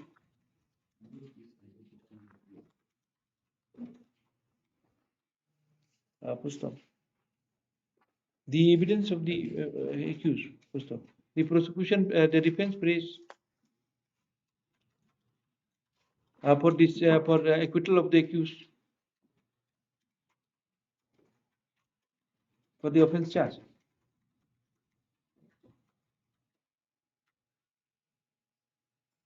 Next one. Then we come. Whether the yes. Just have to make some clarification with regard to the food. We produce all the evidence. We that's not is part of any law. Save and except for the labor. From where she's saying there's no evidence to the fact of the law. No, we're not putting rope.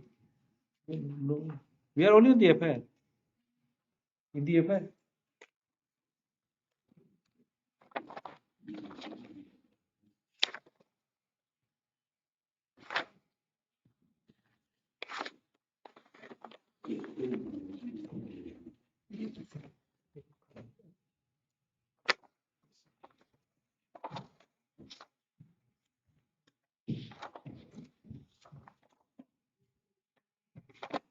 In the trial, it says that it doesn't say by what. But that it has to be rope only, no? By a cloth also by. All right. Okay. All right.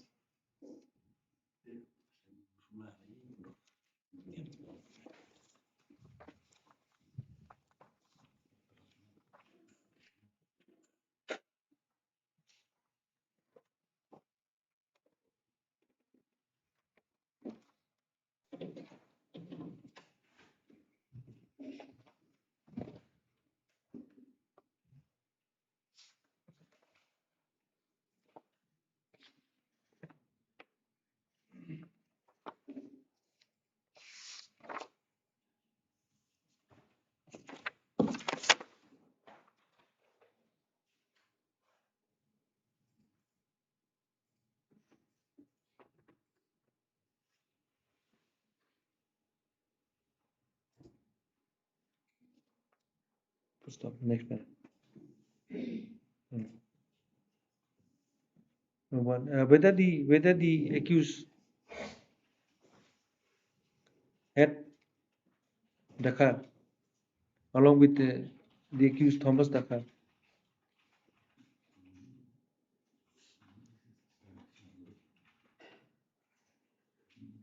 enticed PW1 to go with him on 5/10/2014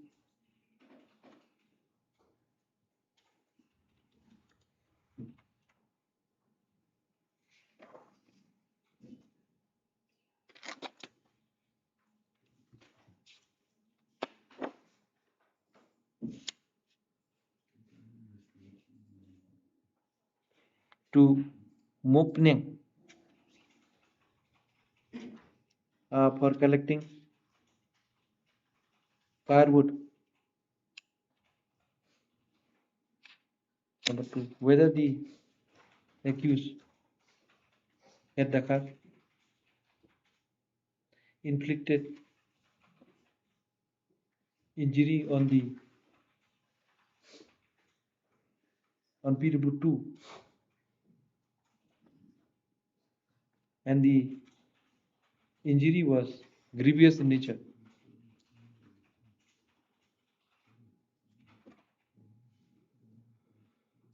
Number 3, whether the accused at Dakar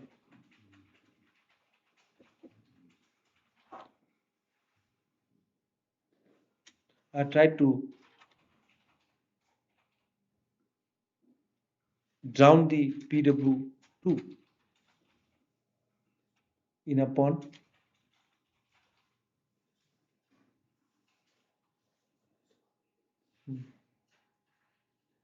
and made an attempt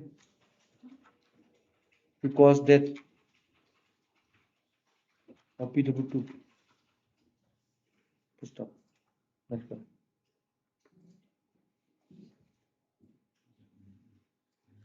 The decision and the reason.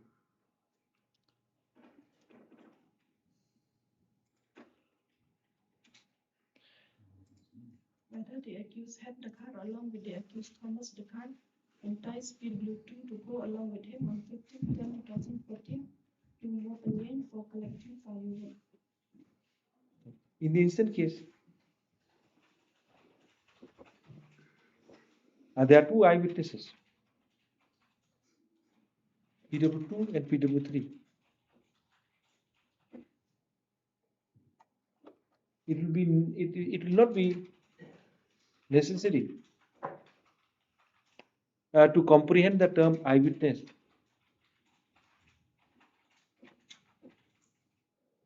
It will be suffice to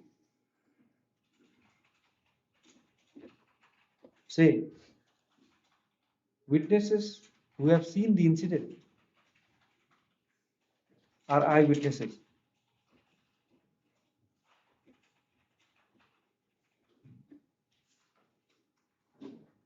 A victim of crime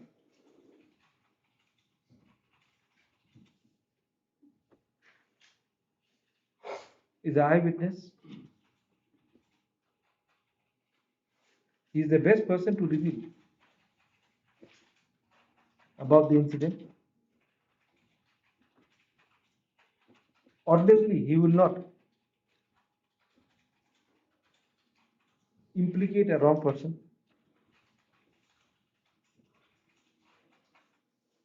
as he is the victim and a witness to the crime. PW2 is the victim. He has stated in his evidence that the accused head and Thomas came to his house, called him to accompany him for collecting firewood.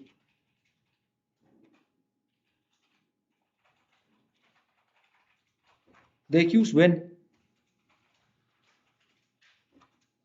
PW2 went along with the accused persons.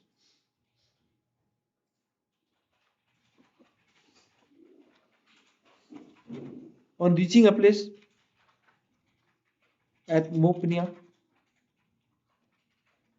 both the accused persons started drinking alcohol.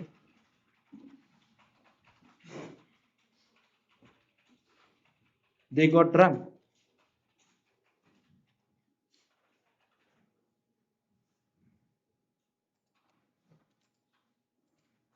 Both the accused persons stripped the cloth, stripped naked.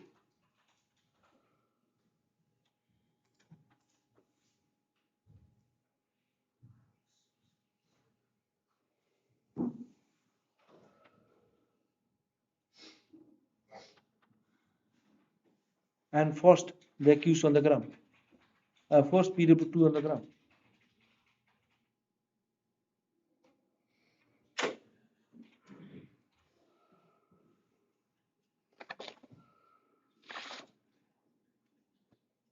This is the evidence of the PW2. In cross-examination, the defense has elicited an evidence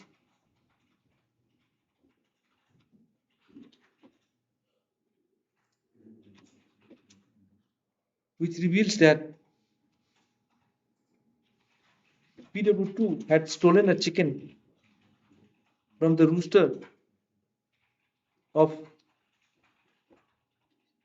accused Thomas Dakar.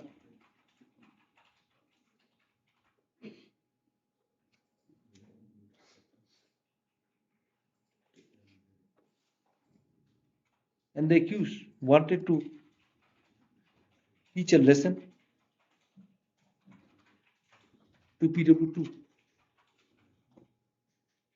for his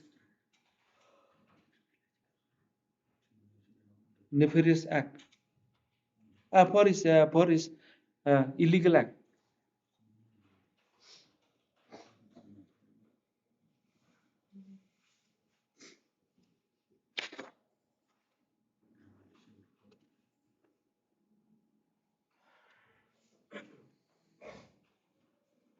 PW3, the eyewitness, discloses about the incident.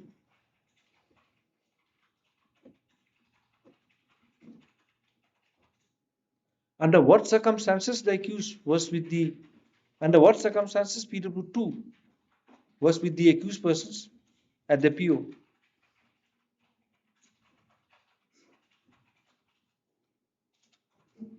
The only evidence is that of PW2.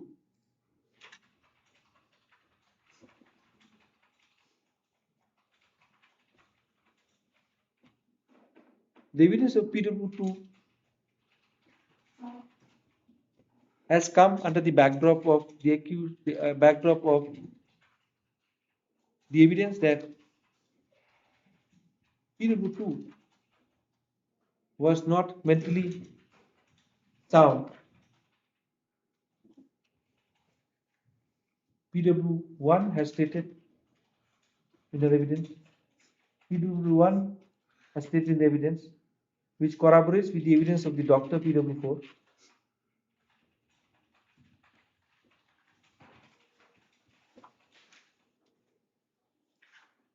Nevertheless,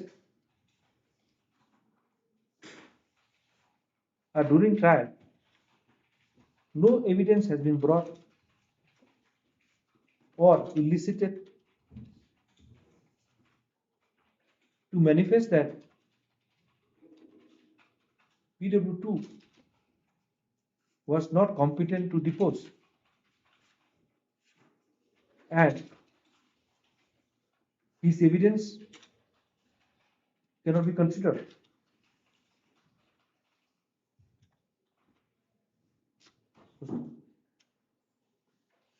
The evidence of PW2 does not suffer from any infirmities which will make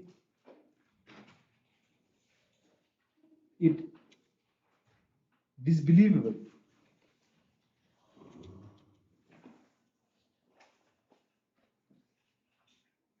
PW2 has stated by way of direct oral evidence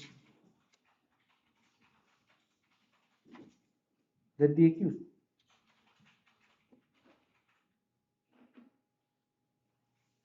had Dakar and Thomas Dakar asked him to accompany him under the guise of collecting firewood.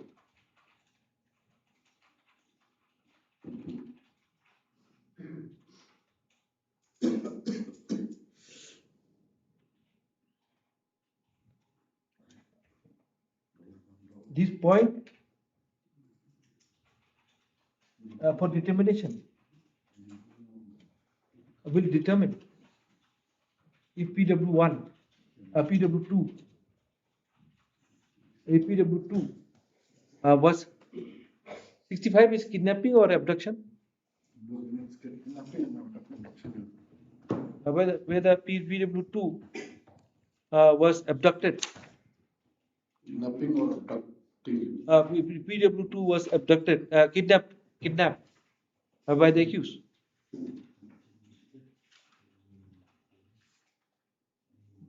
The distinction between the kidnapping and abduction. No, we'll see that. One second. One second. One minute. We'll assemble. Give it the IPC.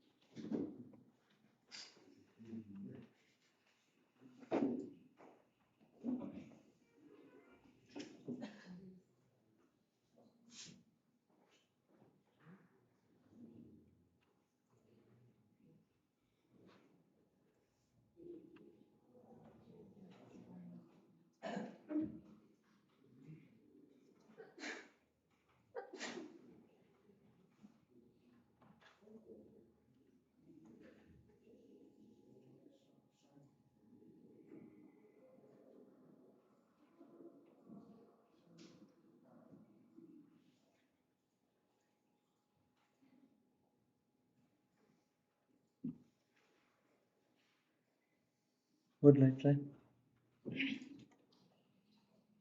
This point for determination will determine if PW2 was kidnapped by the accused.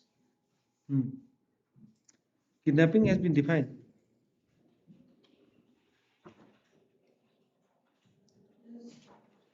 Under section 360 and 361 of IPC.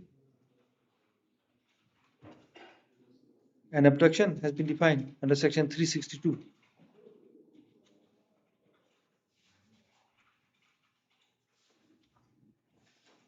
The age of the victim is very crucial.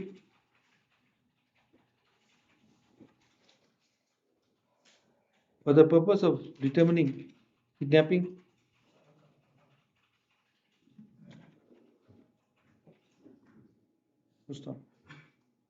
the evidence of the doctor reveals that the victim, PW1, was 15 years old when he was brought to the hospital for medical examination.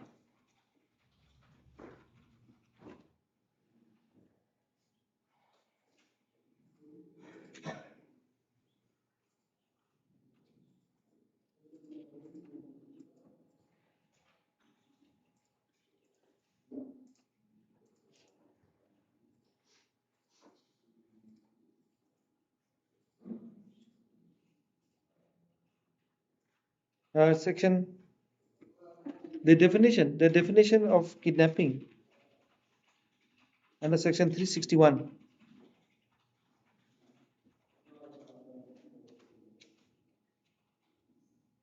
envisages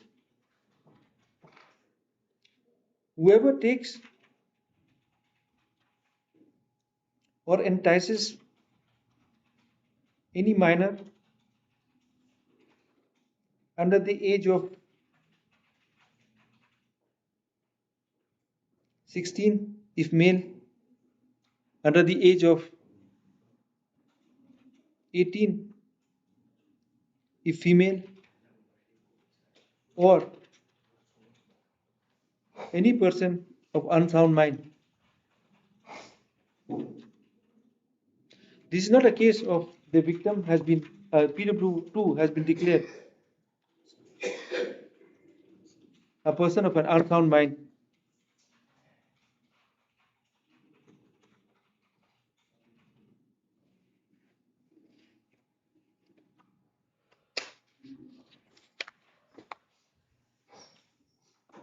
Nevertheless, the evidence that the victim PW2 was aged about 15 years remains intact.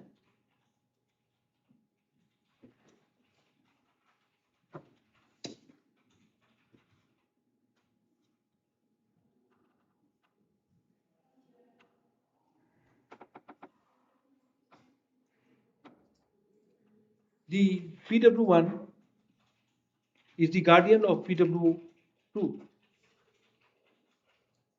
She has nowhere stated that the PW2 was taken without her consent.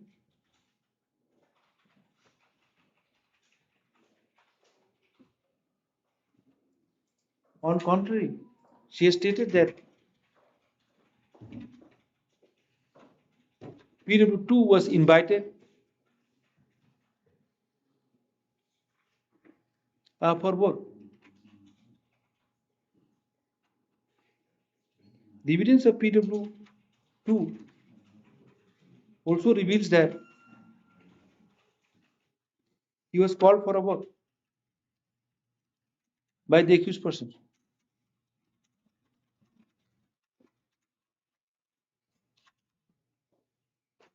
There is no element of the word used, taken, and entice has to be understood under the context of the facts of the case.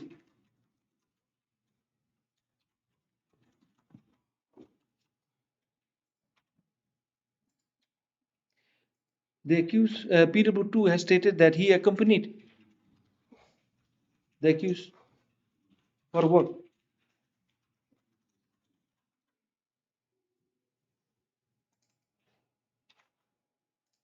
Though the prosecution has projected that the accused was enticed to go with them on being lured to work,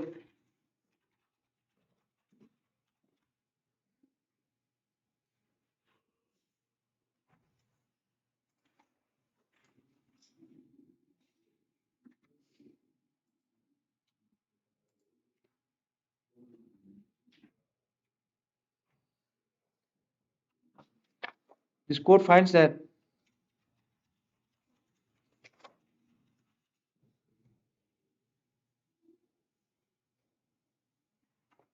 the accused that there are evidence which has come during cross examination showing that the accused on the day of the incident he was present with his mother, father, and siblings.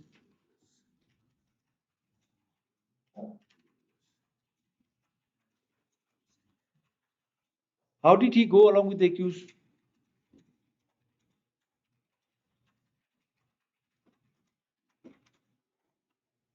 Was there an element of deception, enticement?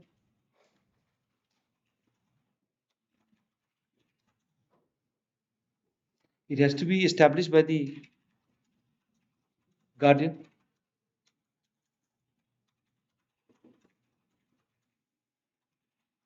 Whether it was with their consent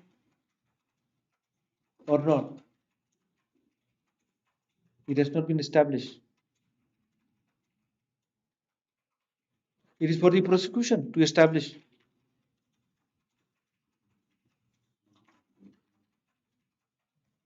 With the cogent evidence that the going of the accused, going of the PW1 with the accused was without the consent of the PW1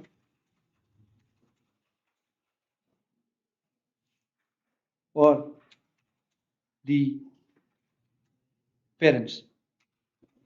In absence of any such evidence, it will not be proper to hold that the accused was taken or enticed by the accused persons.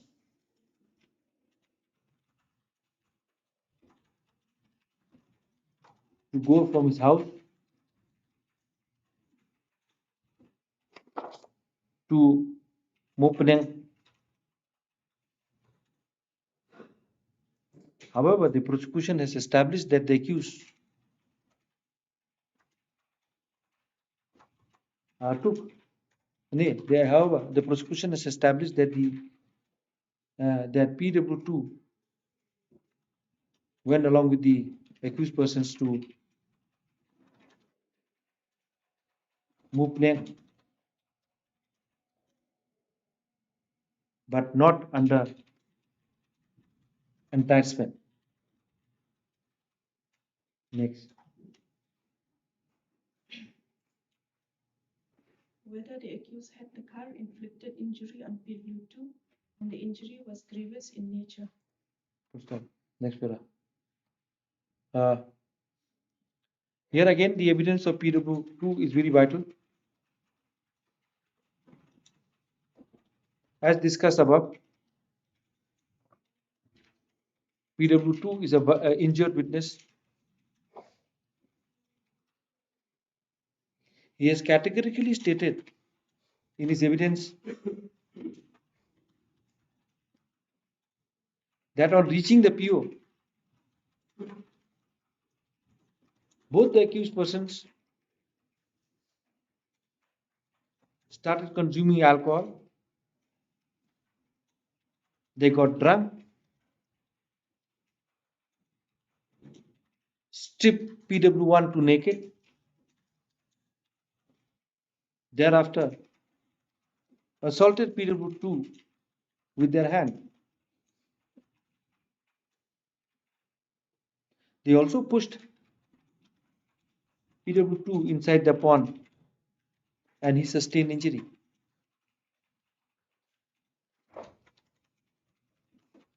Another defense has taken 8.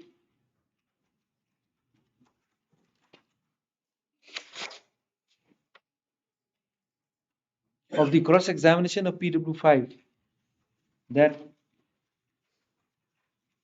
the accused head Dakar did not physically assault me.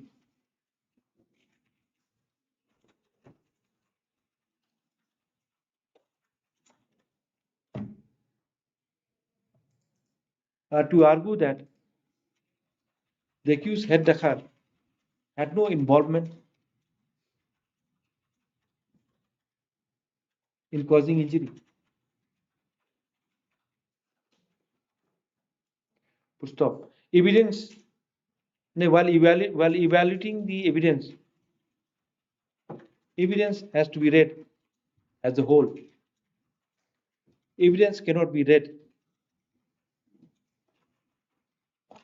in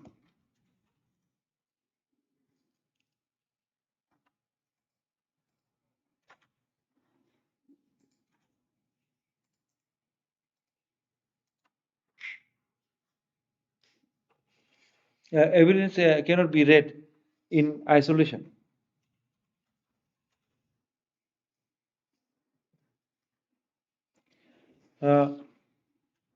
All contradictions will not discard the evidence of a witness, more specifically eyewitness.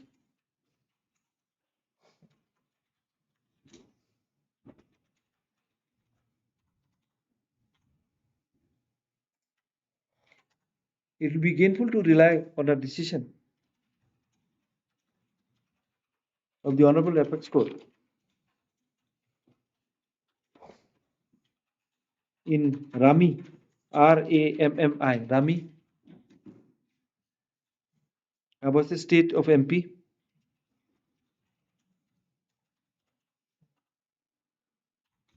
1999, SEC 649,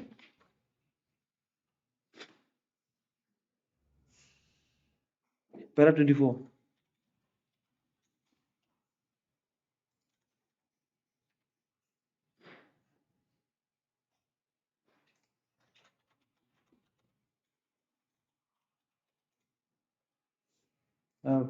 Court should not. The Honorable Supreme Court held court should not approach. Court should not have an unrealistic approach while evaluating the evidence.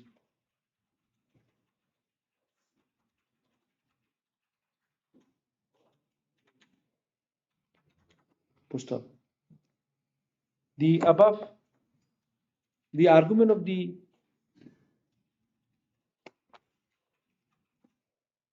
defense may raise some doubt with regard to the authenticity of the statement of PW2.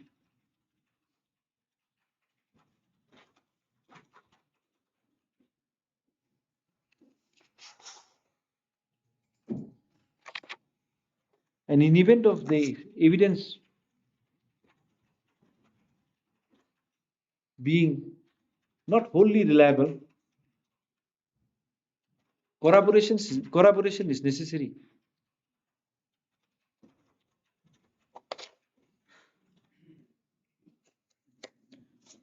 Upon reading the evidence of PW3, this court finds PW3, who had witnessed the incident, stated that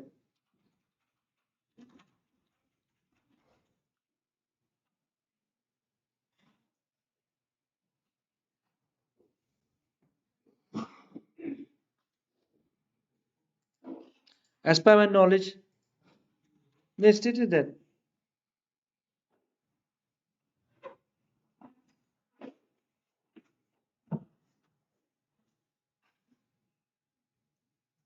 he saw on seeing the accused, on seeing both the accused persons assaulting the victim,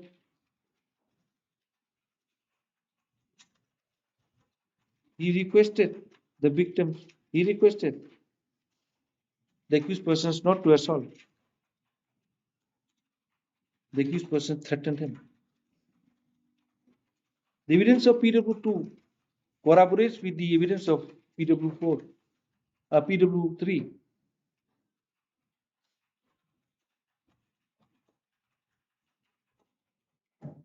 It is practically impossible for a prosecution to establish,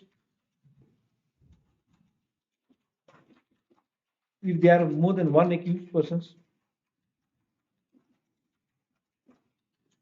that which accused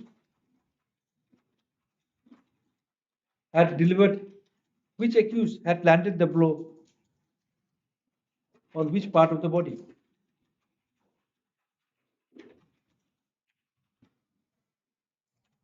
It is also very difficult for the witnesses to disclose in their evidence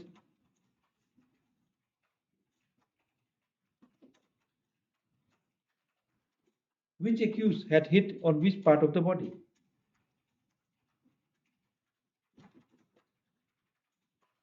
of the victim. It is sufficient if the witness has seen the accused committing the act.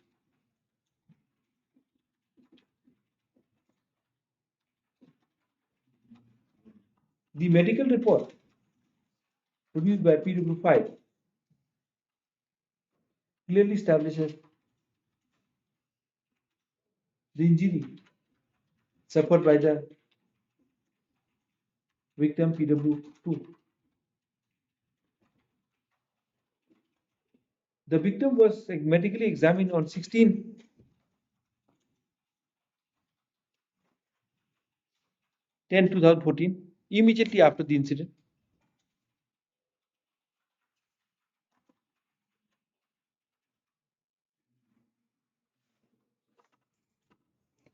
The doctor has stated in his evidence the nature of the injury. The mouth was swollen. However, there was no active bleeding.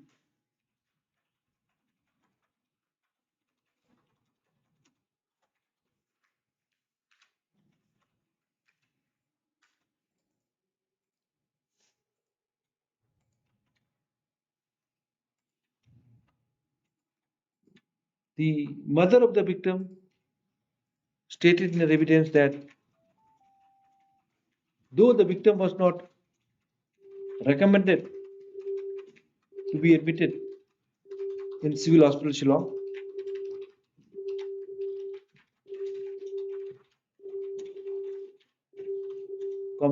nevertheless he was admitted in civil hospital Shillong for a period of 1 week.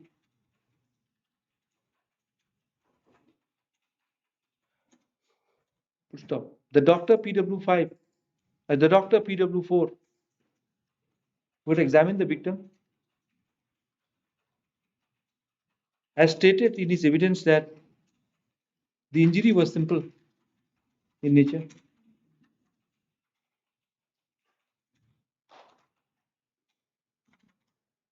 But the fact remains, the prosecution has established that the accused head, Dakar, had caused the injury.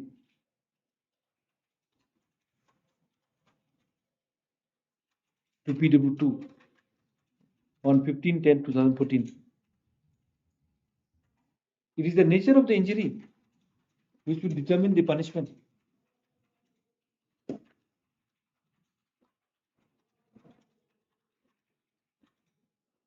This court finds that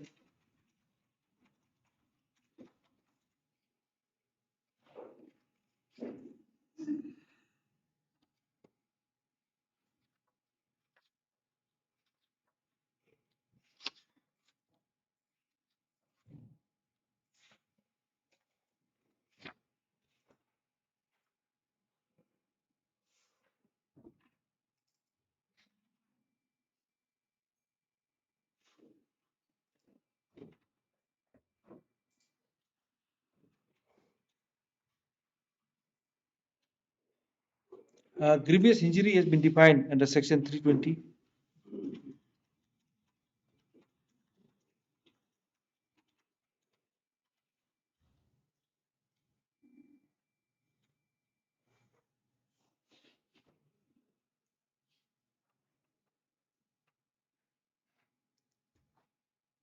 And injury in 320 IPC.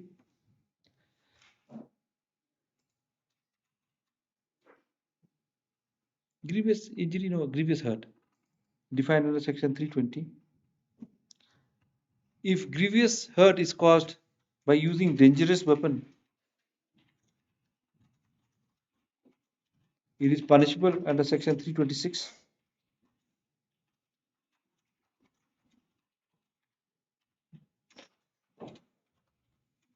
And if dangerous weapon is not involved, it is punishable under section 325.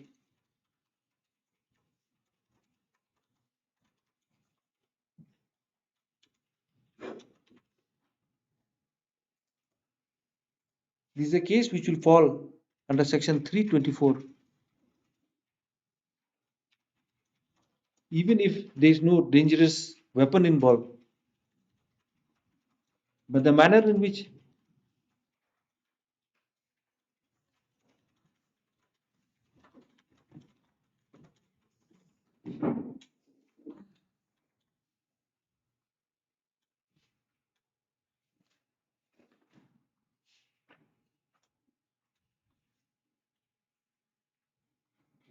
no.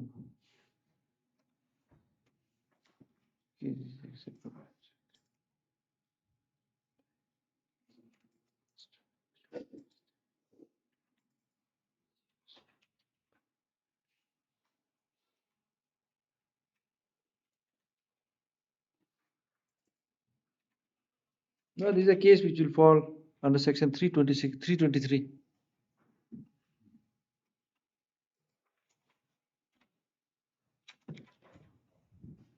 Though no charge was framed against the accused under section 323, is a settled law.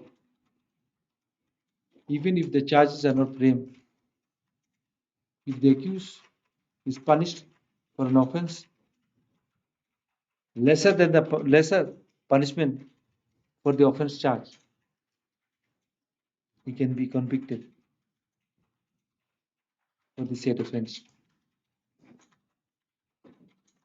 This court finds the prosecution has established the offense under section 323 IPC. Next point. Next point.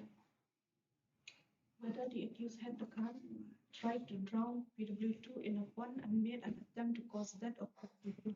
At the very outset, this court would like to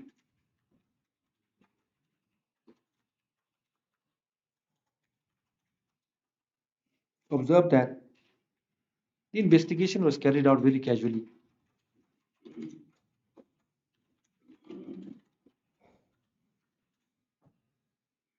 This court says so.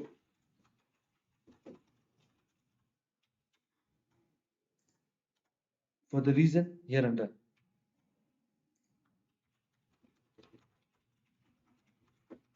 Number one, the IO never visited the PO. No sketch map was prepared. Number two, no seizure was made of the clothes of PW2.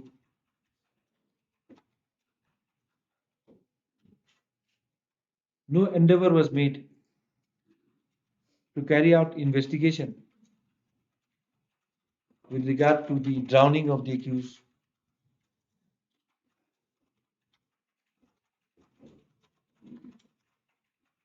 Number three,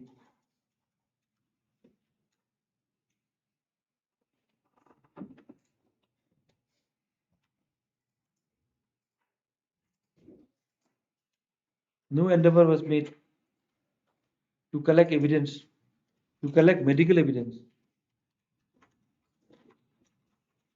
with the allegation of tying PW2, tying the legs and hand of PW2,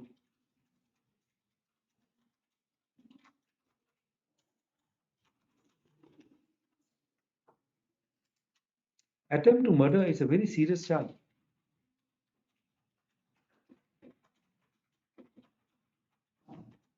When such allegations is made in the FIR, it requires thorough investigation.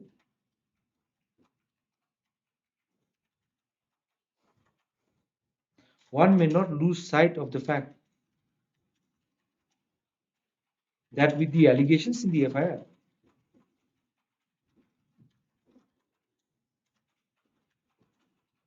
the case is registered, and during the course of investigation,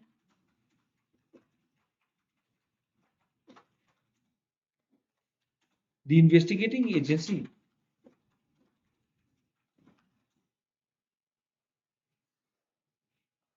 is empowered to arrest an accused person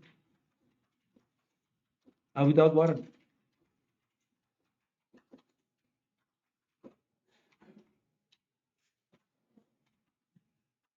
And if no evidence comes forth during investigation,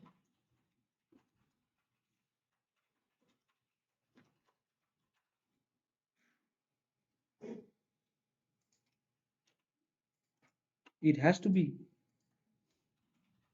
brought before the court.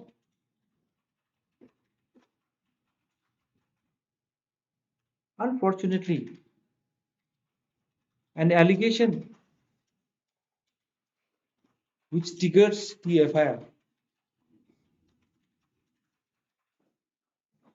should not remain an allegation even after the conclusion of investigation. It has to be answered. If the allegation was true with cogent evidence, or the allegation was exaggerated and false.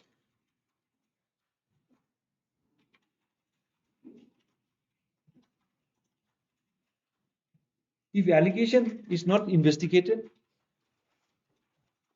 it will remain an allegation till the filing of final report, and during trial it will raise only suspicion.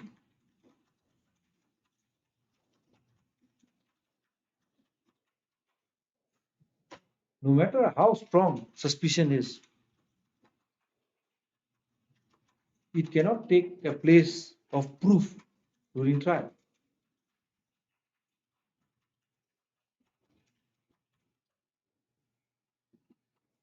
In a case of attempt to murder,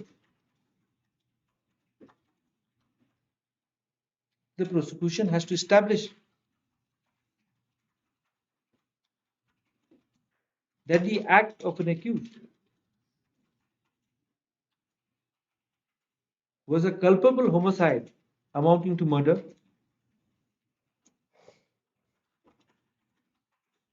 he did everything to accomplish his act. It is only due to some external force he did not succeed.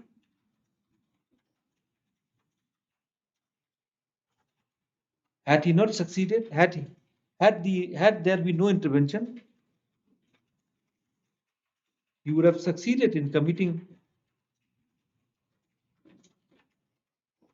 culpable homicide amounting to murder. In other words, the accused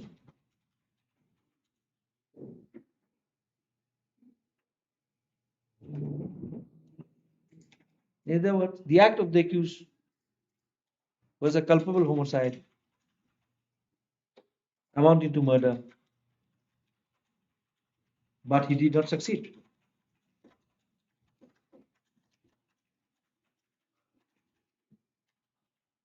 Unfortunately, in the instant case, there has been no investigation on this aspect.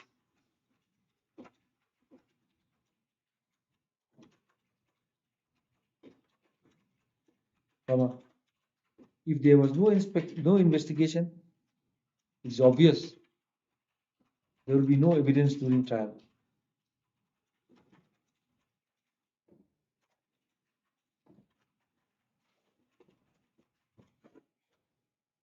There is no iota of evidence of attempt to murder.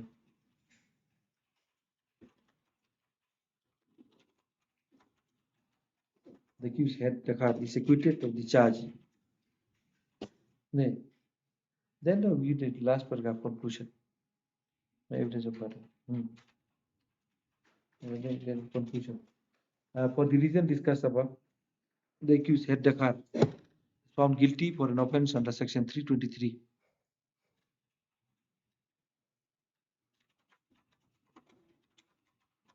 Next, the accused and acquitted of the charge under section 307 IPC. And acquitted of the offence under section 365, 307 IPC.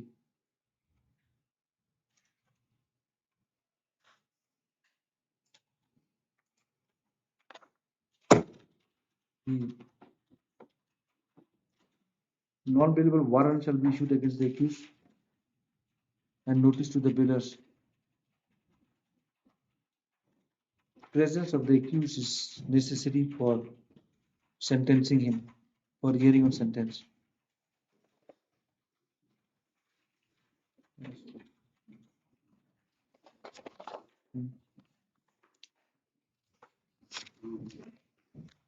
What is sentence 323? Very mild sentence. How many years he has suffered? We can, if you know how many days they will dispose of, why would waste time? We can hear it absence here. Huh? We dispose it of here only. See how many. Give it. Give the record to. What is the how much sentence? Yes, sir. What is the sentence? 1 year or fine or both. See how long he Which was. may extend to Which may extend to 1 year or fine or. how many years he was there? We dispose of here. If he is already served sentence, then.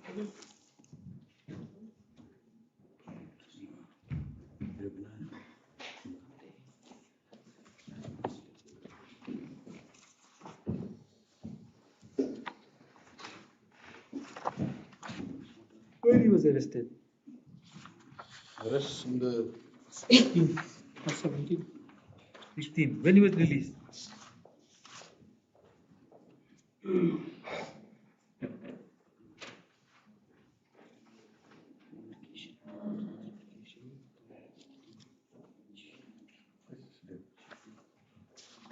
What was the price of one chicken before? 1,050 rupees, 500, 100. 500 rupees, court, police, we are writing judgment. Give that man one chicken, return him back.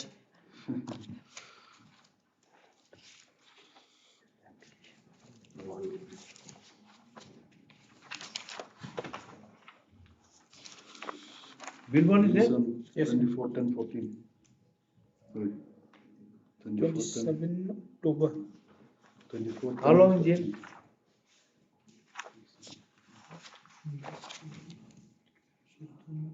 Twenty-seven October 27 October. 2014. How many months?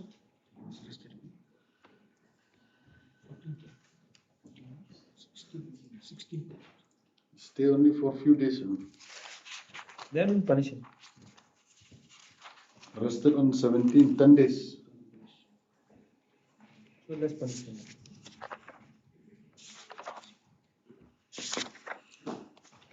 Your Honor, I'd like to say for leniency. Not 10 days for such a heinous offense. But this, it is, we know that he was involved. In fact, the person will not lie because the mother also saw him, this boy naked there. But then we don't want to make it his old case. But then if we with lesser punishment, if it's ready to pay, if we were just 10 days is all right. Pay 1 lakh to the victim. Because you need to speak to No, pay. If your chicken is so dear to you, then your human life is more important than a chicken. Pay heavy compensation to him because he had to go for treatment in civil hospital 1 month, 1 week in civil. He was beaten up. There's no evidence regarding The mother said. civil hospital. Mother said, why will the mother lie? Victim also said. Say hospital, you pay for his treatment. Otherwise, go to jail. It has to go. The message has to go very clear that you can't beat up people like this for 1 chicken. But 90% cases here I find, not 99% cases. There's not even a single case in my court which does not involve liquor. Everywhere there, liquor will be there. In a place where they're having liquor or when they are drunk, something is there. The biggest criminal is the liquor. Every case we find that liquor is involved. Here also they call him to a place. Maybe when they were not drunk, they wouldn't have done that. The doctors, the medical evidence of these 2 accused persons also shows that they were drunk. They were under the influence of alcohol. So every time liquor. But not like this. These criminal cases, contradictions are. Why don't you understand that contradictions are? It should be a believable contradiction, not one sentence. That will not help. One accused person said he said he's not beat up, but the eyewitness saying that I am beat up. But then that is the difficulty that it's old case. So it does not have any serious implications, but not 10 days. Not 10 days. We'll make it very serious. If we arrest him, then they will be very serious. If he surrenders himself, then we may be shown some leniency. But if he is arrested on the strength of non-bailable warrant, we know how to delay it. If he surrenders himself, it's good. We may show some leniency. But if he is arrested on the strength of non-bailable warrant and thereafter we hear him on sentence, then still he needs to be punished. Message has to go. This kidnapping and all. But these are old cases. IOs are not very good. Anyway, not attempt to murder. Okay. Next, what we have? Next is Yes, some witness we have. Yes. Yes. 313. Which one? There are 2 313 for today. Both the accused here. In the case of Anboy Pala, I was informed in the morning.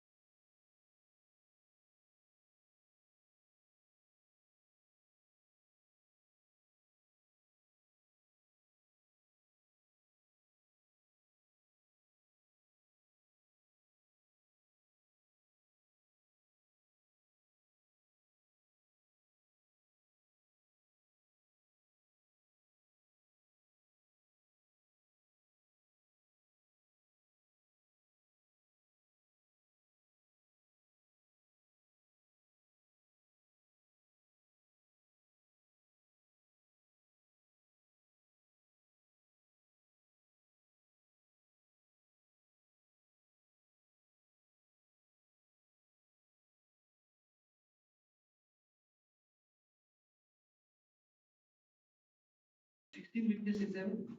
No, this is a different case. Where This we is a examined different case. PW 15? No, Your Honor. This was murder case. This is No, this is, dacoity case. They have hijacked one vehicle. This case. Okay. When did we join service? 6. How many accused are there? One. 2000. 3 accused, Your Honor. One Join is the already service. expired and Jaintia is under custody, and the other one is not present. One point per cut. Huh? 1 point per cut. Okay. Joined my service on 8 June 2011 as a constable. As a UB constable and posted at no, at that point of time. Parliament of Excel. Baru join. Non, Baru setahun join. West Kasial dia. At West Kasial DA. And in the year 2021,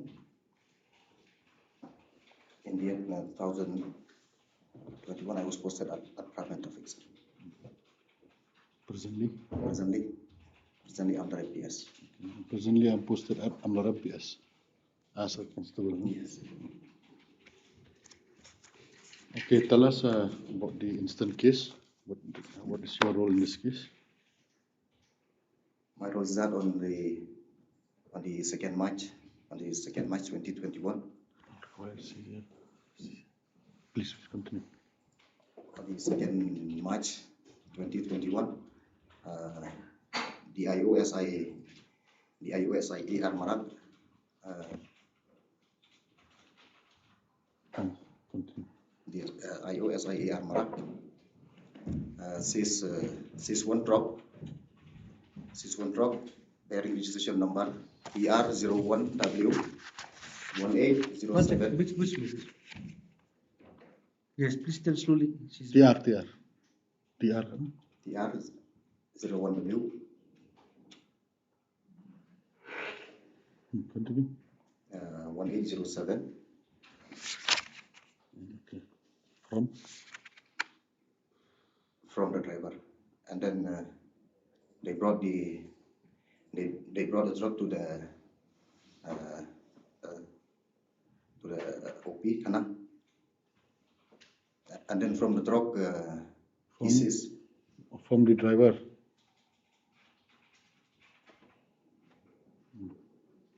Later, the truck was brought to the primary traffic cell. yes.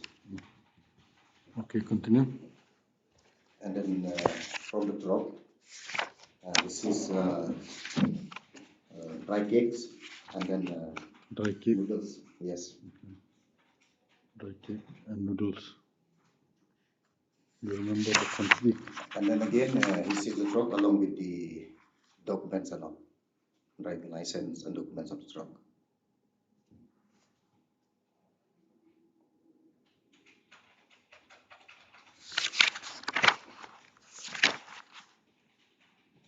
You know, all these materials have been released on Zaman.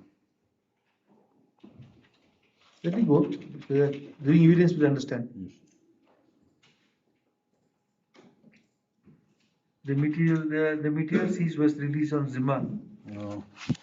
White order dated 10/3/21.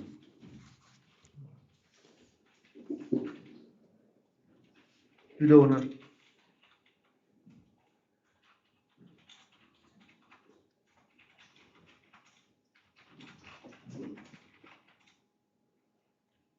Then 2021. Okay, and anything more?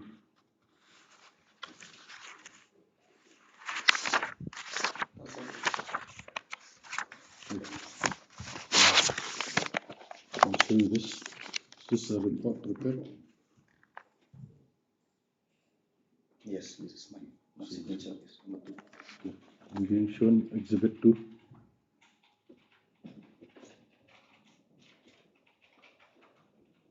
The witness identifies the same.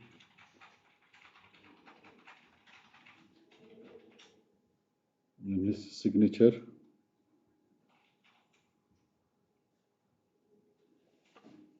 is herein marked as Exhibit 2/2.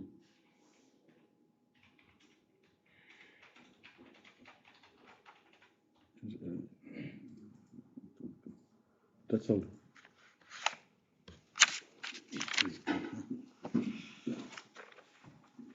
Where is the seal?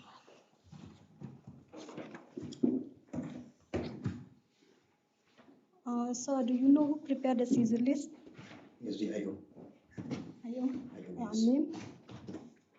IOSIAR Marathi.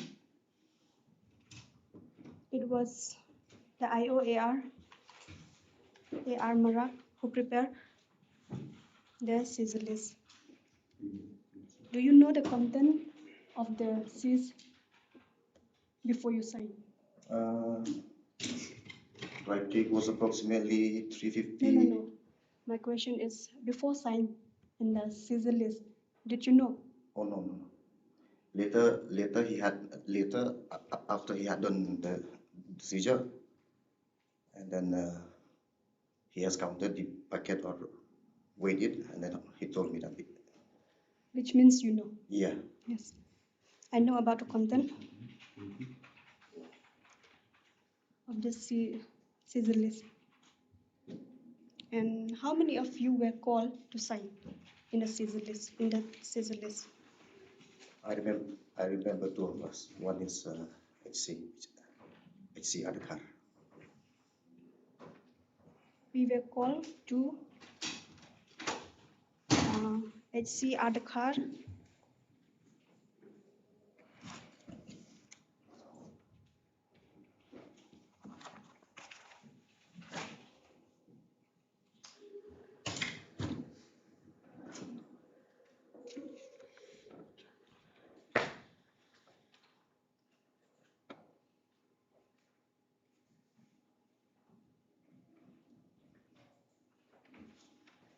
That's all you know.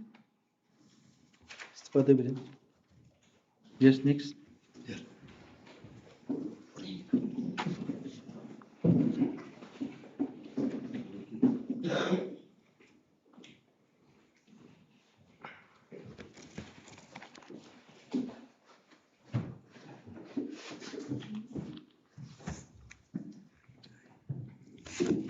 Remiki Papia.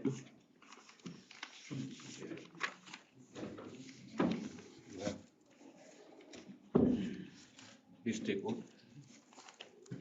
I swear that the evidence which I shall give before this court shall be the truth, the whole truth, and nothing but the truth. So help me God. Officer, when did you join Meghalaya Police Service? The year 2007 That's what? as sub-inspector. Sub-inspector.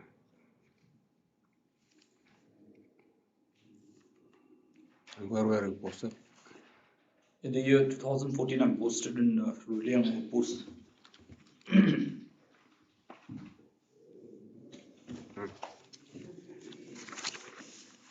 Wait a minute.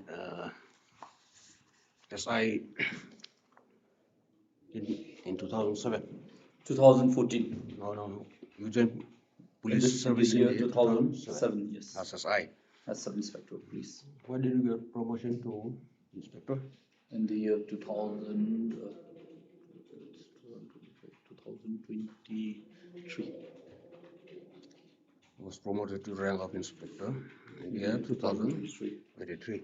Yes. Presently posted where? Presently, I'm officer in charge of Myang Police Station. Presently, I'm officer in charge of Myang Police Station. So, in the year 2014, where were you posted? I was posted in Ruliang Outpost. As what? As in charge. As in charge. Tell us, when was On the case? 25 2014 at around 3 p.m. received a written FIR from Evermore in the car, son of Sri Rafael Shayo of Muli village, to the effect that his father, Sri Rafael Shayo, got assaulted and attempted to murder on 17/5/14 at around 9 p.m. at Muli village by Sri Fulmun Suchiam, Sri Huping Sayo, Sri Vimaniyo Papia, and Sri Rimiki Papia, as of which he has been hospitalized at Civil Hospital Yalong, Juan. He is in serious condition.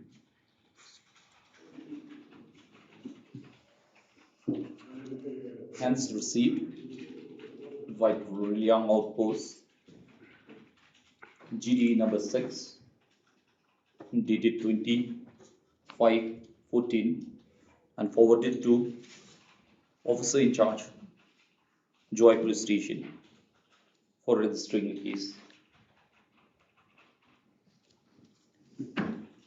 Then I examined the complainant, Sri Evermore Dhar, DHAR, Evermore Dhar, and recorded the statement under section 161 CRPC. Then I examined the witnesses, namely Sri Donpo Dhar, Srimati Dolin Dhar, Srimati Monica Dhar, and recorded the statement under section 161 CRPC. Wait a minute. The FIR was registered by YPS. Yes, it is registered in YPS. Yes. I received After an that, outpost. you were endorsed for investigation. Yeah, later on other date. Okay, good. Yeah. After that, at the meantime, one of the person, namely Sri Robert Dhar, son of Sri Rafal Chayo of Muli village, who has also appeared in the bail, reported that he has also been assaulted on the same day.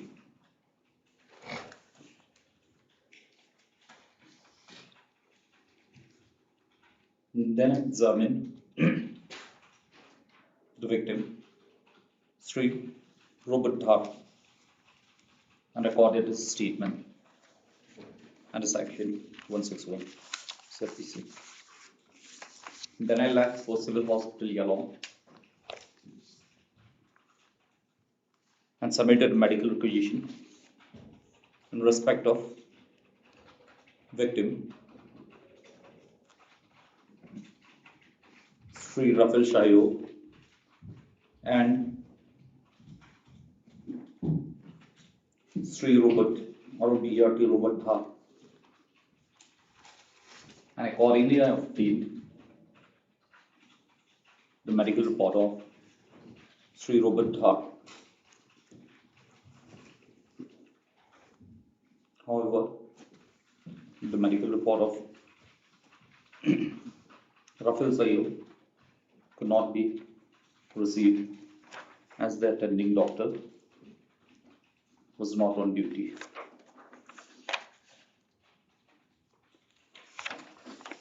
Then I examined the victim, Sri Rafal Sayo, and recorded the statement under section 161 CRPC. On being case registered and endorsed to me by officer in charge Joy Police Station, I commence my further investigation.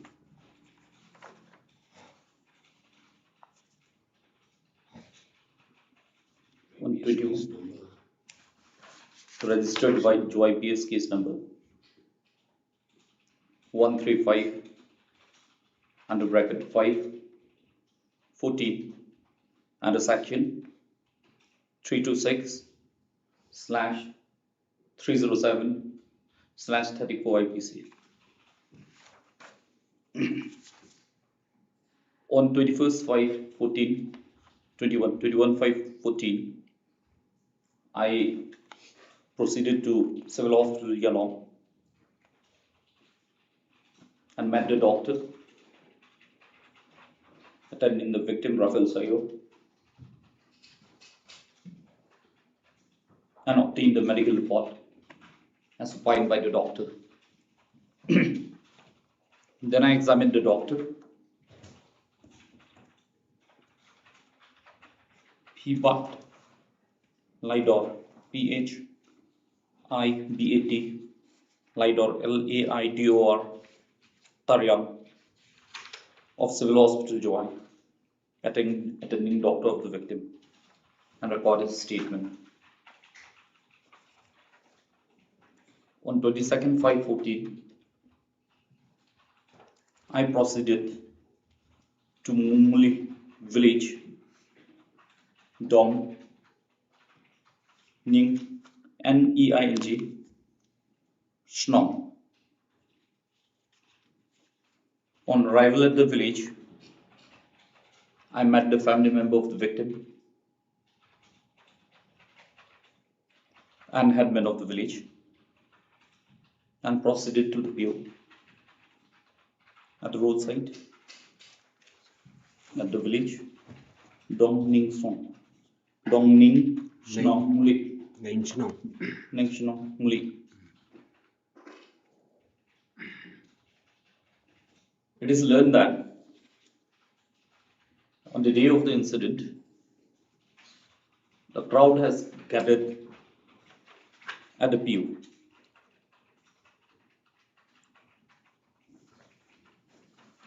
However, a search has been made to recover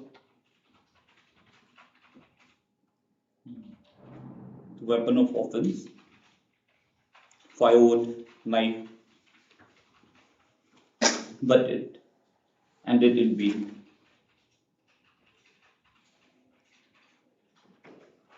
As no weapon could be found at the spot. Then I examined the witness, namely Srimati Kanchi Papa, and recorded her statement. I made an attempt, then I made an attempt to arrest the accused persons. However, they were not found in the village. Sources were engaged.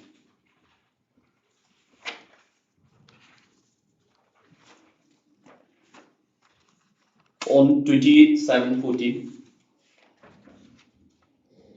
accused persons, namely Sri Fulmut Suchiang,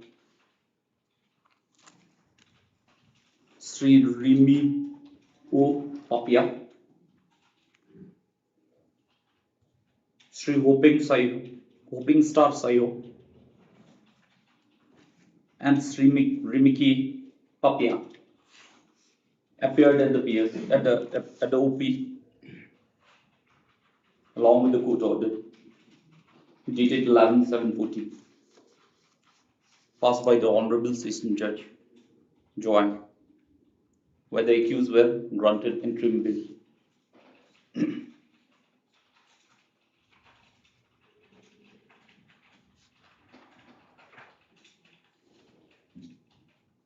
Accordingly, the accused persons were arrested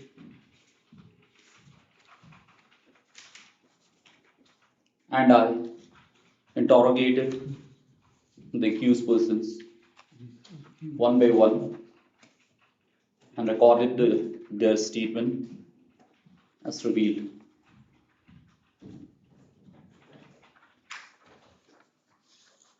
And then, on the strength of court order, release them on bail bond.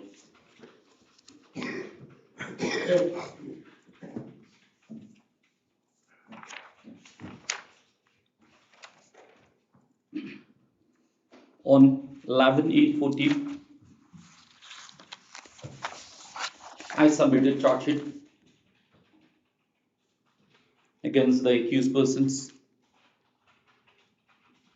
white CS number 125, dated 11/8/14, as per the finding of investigation. Under section. Under section 326, 307, 34 IPC. That's it.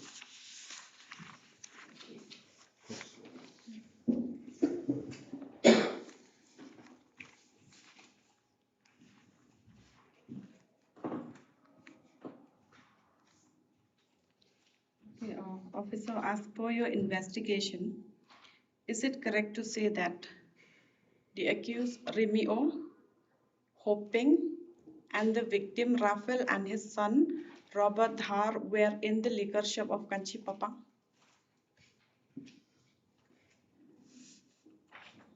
Yes.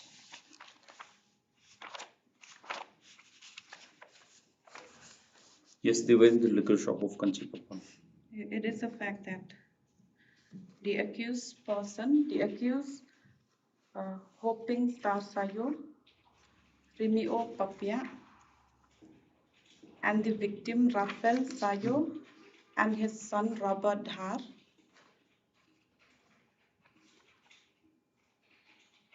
were in the liquor shop of Kanchi Papang. Officer, is it correct to say that while they were in the liquor shop, it was Robert Dhar who started to have a quarrel with the accused Remio Papia? No, I don't agree with that. I do not agree that it was the son of the victim, Robert Dhar, who started the quarrel with the accused Remio Papia.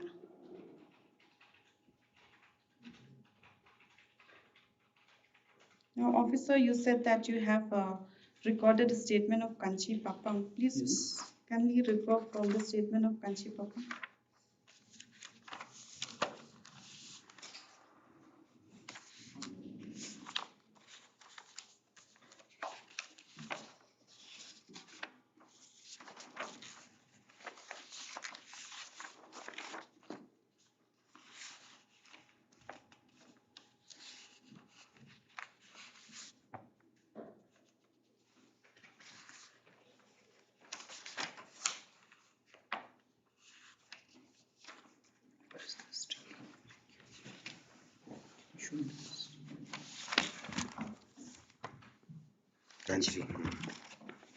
Yes. Just go through her statement, officer. Is it correct that she stated that Robert Dhar started arguing with Remio Papia?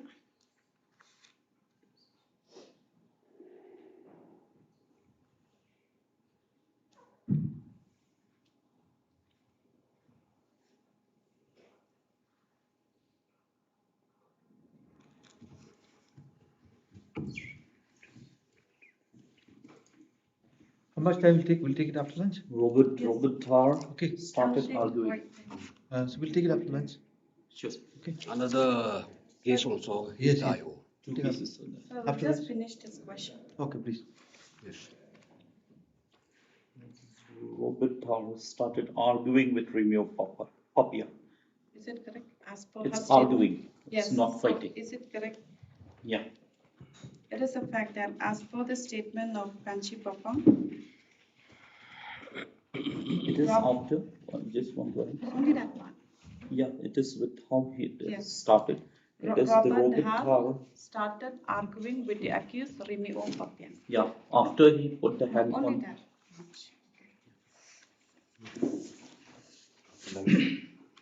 We'll finish. finished today. Both. We continue after. Continue.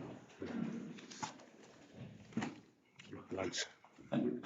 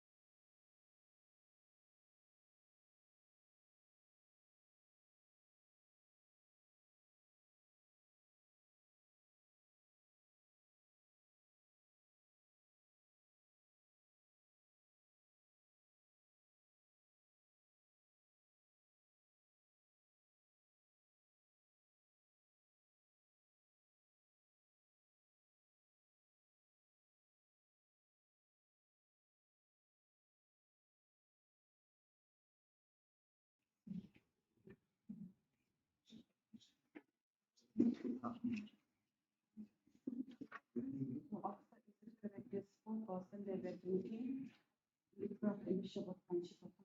This open stars are drinking home.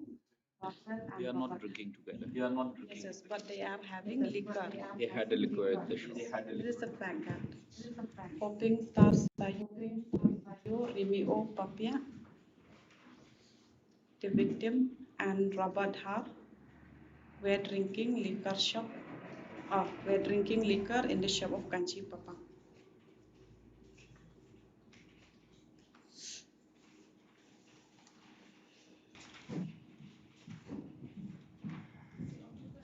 Okay, officer, is it correct? Just a okay. That after arguing in the shop, they went outside the shop. While they were outside the shop, they started fighting with one another.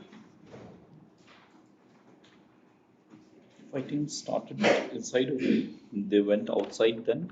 There was a fight outside also. It is a fact that the fight was starting inside the shop. The fight started. Yes, the fight started inside the shop and Later they went outside. and later There was a fighting outside also. the accused Rimio, Hoping Sayo, and the victim and Robert Har went outside the shop and No, see, how will the IO notice?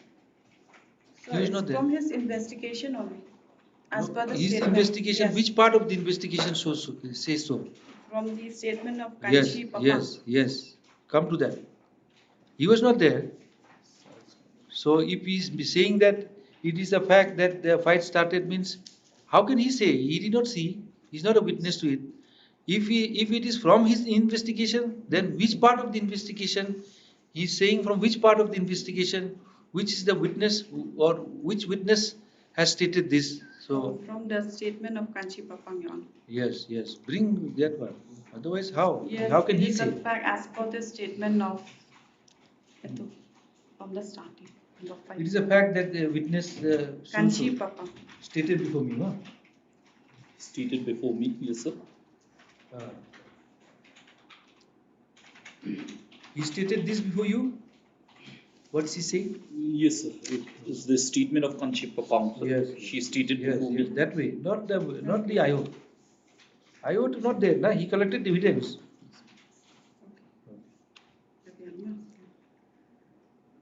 Now, is it also correct, officer, that as per her statement, Her or he? Her. She's the lady running the shop, sir. As per the statement of PW?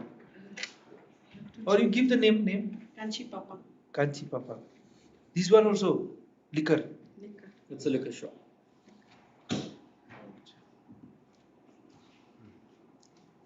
Is it correct as per her statement that when they were fighting, the victim Rafael Sayo took out the knife from his back? Yes, it is as per statement. She's Yes. stated like that. It's a fact that witness so stated before me.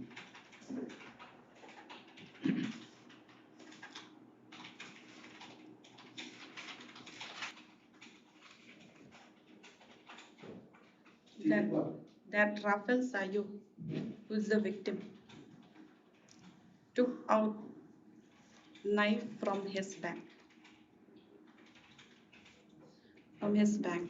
Now, officer, is it correct to say that you have not investigated regarding the knife which the victim used, which the victim had with him?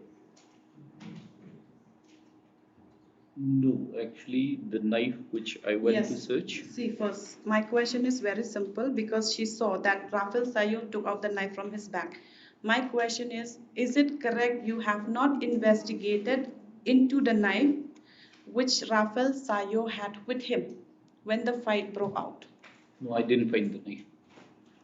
It is a fact that I did not investigate it regarding the knife which the victim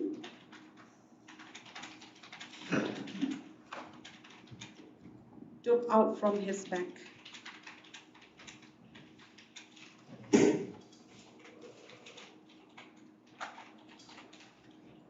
Now, officer, Then you suggest, after this you suggest that since you not, it is possible that this victim was the aggressor. Since he is not, it may be. officer, now since you have not inquired into the knife, so I put to you that the victim is the aggressor. I don't I do not agree that agree with that. the victim, Kapil Sayu, is the aggressor. Then you suggest, not like this, then you suggest, if he says that he does not agree, then you suggest that you don't know whether he's aggressor or he's not the aggressor, since you have not investigated. Okay, officer, since you said you do not agree, so you do not know that whether he is the aggressor or not, since you have not seized the knife. Cross-examination is presence of mind.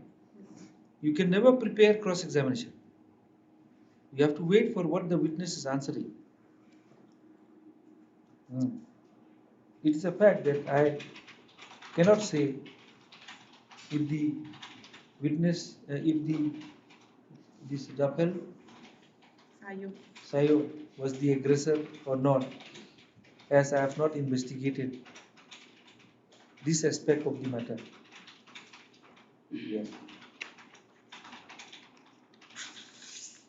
So, officer, in that fight, among these 4 persons which broke out, are you aware that the accused Remio Papia and Hoping Star Sayo was also injured? They also suffered injury. As per the medical report. No, are you aware that they also suffered injury? Who? Don't say they. I Accused mentioned, person. yes, accused Remio Papia and Hoping Star Sayo. Yes. Just as per the medical report, there was some, because on that particular day I didn't find them. They were not there. Later they said. So they were injured? No, as per the medical report, it is not injured. So you rely as per the medical report? Yes. But you have not made investigation onto this? No.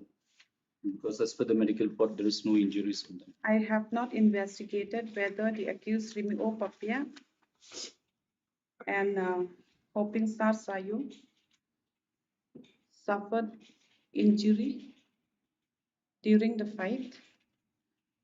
However, as per the medical report of... No. They were not present. Nothing. Let the whole thing go properly. After they were arrested. After they were arrested. After how many days they were arrested?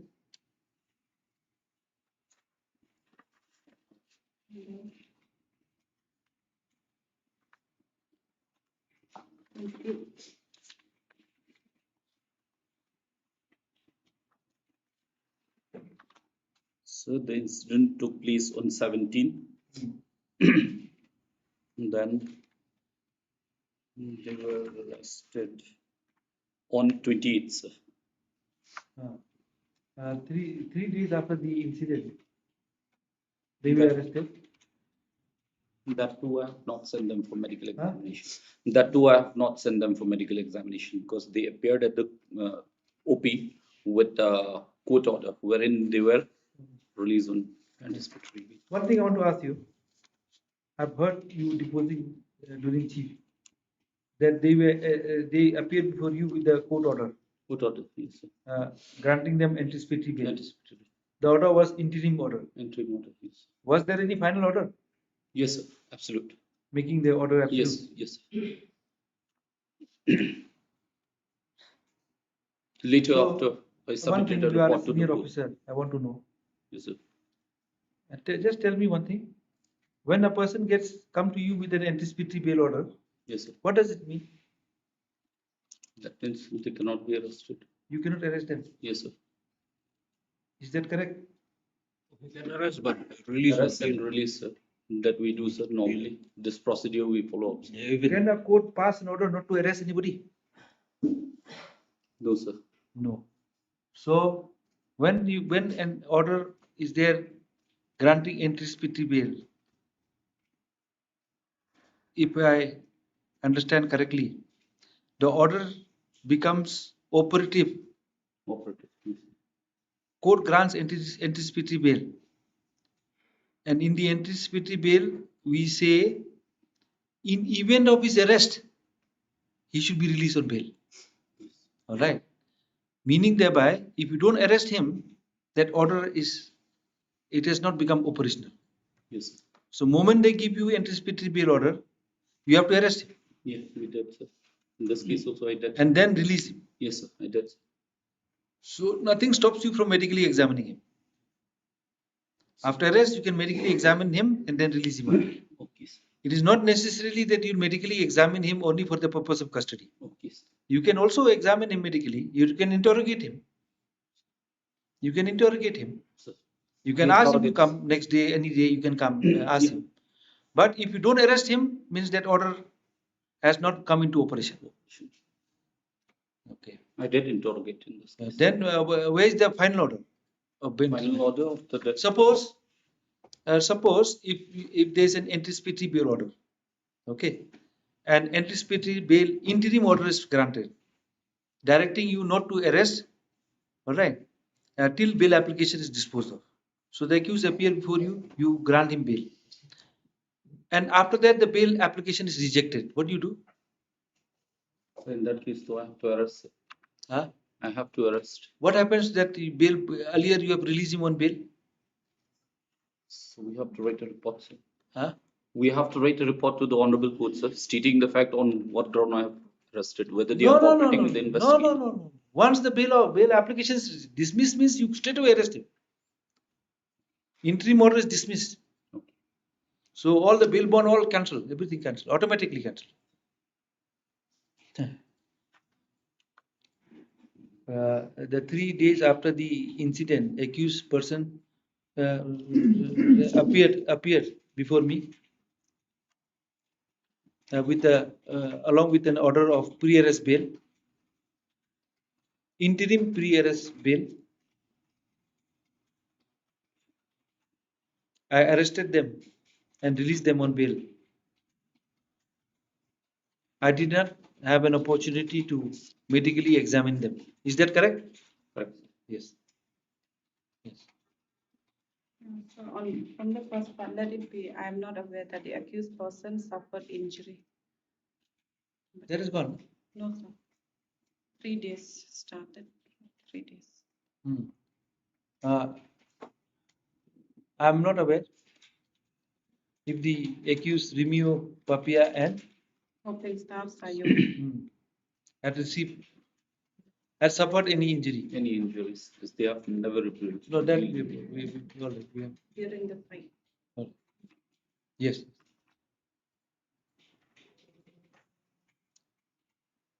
Yes.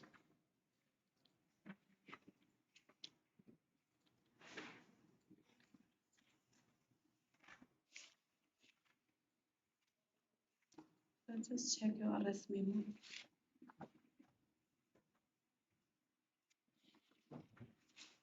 Yes. Yes. Check that at column number 9. Identification mark, small cut injury on the left side, just of Hoping Star Sayo. Star Sayo, okay. Arrest memo. Column 9. Number 9. Column 6. Small cut mark on the left side, just before the eye, and that of Remio Papia. Scar cut mark on his right arm. Okay. Officer, I put to you that the cut score mark on the stomach right above. The small cut mark on the left side of the accused person above the eye, and one is on the right arm. These are the injuries which they received during the fight. With no, I cannot say that. I cannot certainly. First, put that question now. That while arresting them, you notice these cut marks. Okay, officer, while arresting them, you noticed Yes. this cut mark, correct? Yes, yes. It is a fact that while arresting Scar cut. whom? Of Hoping Star Sayo, Hoping Star, Sayo and Remio Papia. Remio Pape, I noticed cut mark Small cut mark Small on cut the mark left side, just on the above left the side, eye. on the left side of Just above the eye. on the left side above the eye, and also cut mark where? Star cut mark on Star cut mark the right arm. on the right arm. I have recorded the same in the arrest memo.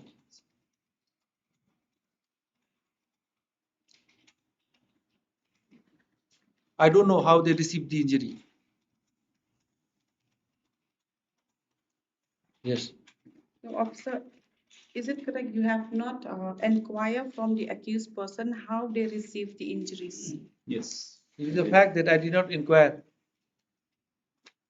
from the accused persons Hoping Star and Remio Papia. about the injury. Yes.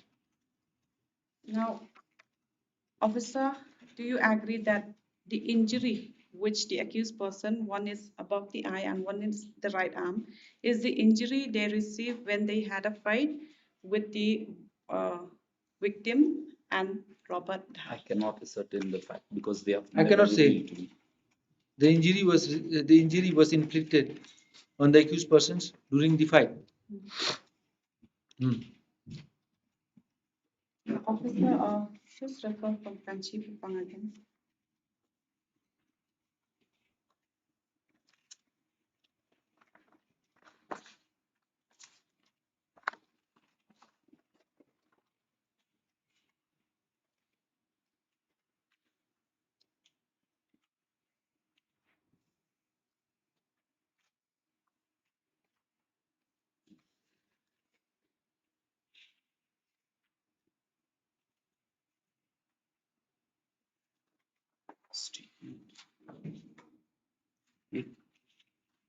Is it correct, as per the statement of this Kanchi Papang, she stated that when they started fighting on the road, the villager had gathered at the roadside. Numbers of villagers Yes, have, yes, yes. Numbers of villagers had gathered. It's correct. it is a fact that Kanchi Papang has stated before me that the moment accused Rimio Papia Hoping Star Sayo Rafael Sayo Rafael Sayo and Robert have started fighting at the roadside. Numbers of villagers had gathered at the roadside.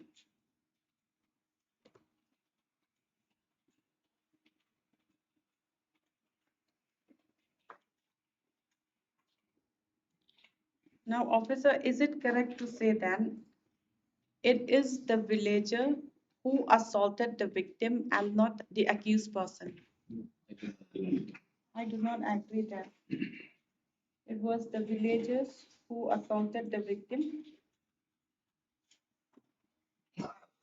and not the accused person.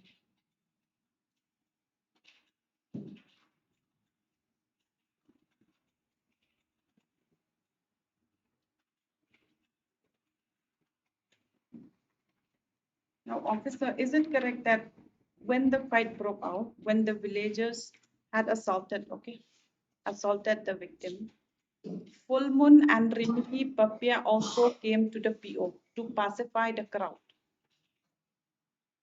No, I don't agree with that. I do not agree that when the crowd assaulted the victim, the accused Full Moon Suchiang and Rimiki Papia came to the PO to pacify the crowd.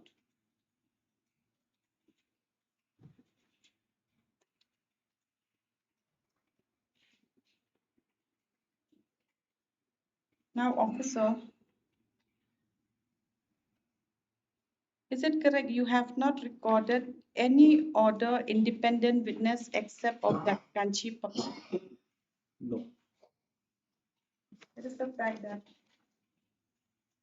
I have not recorded any other independent witness. The fact that I have not recorded the statement of any independent witnesses except Of Kanchi Papa. Kanchi Papa.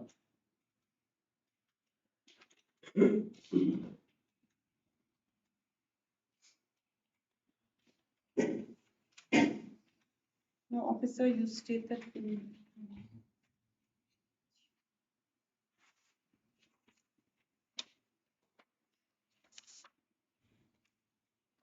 that wooden lock. Okay. So is it correct that you have not seized the wooden lock, Yes. which was alleged to be used in Yeah, the I went to the offense? bureau, but But you a have search not was seized. conducted. Yeah, I didn't find that. Neither knife nor wooden lock. It is a fact that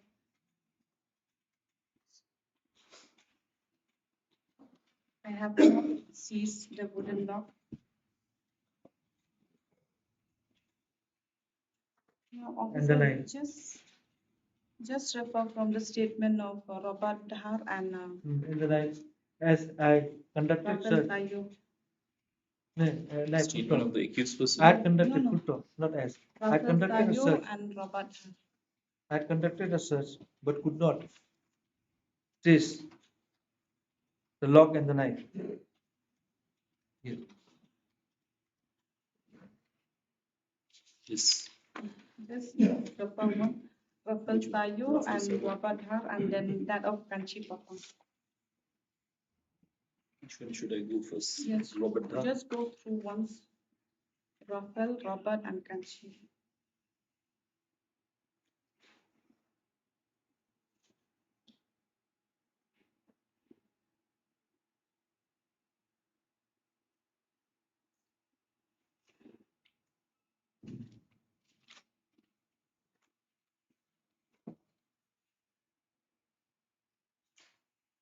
Yes. Okay. Robert Dhar. Robert. Now, officer, is it correct that the statement of Robert Dhar, Rafael Sayo, are differ from the statement of Kanchi Papa? Yes. It is the fact that They are accused. no, sir. Two of them are victims, sir. And the Kanchi Papang, she is a witness. It is a fact that there was a difference. It's a fact that there is a variance. There's variance in the evidence, in the statement of Rafael Sayo, Robert Dhar, with the statement of Kanchi Papa.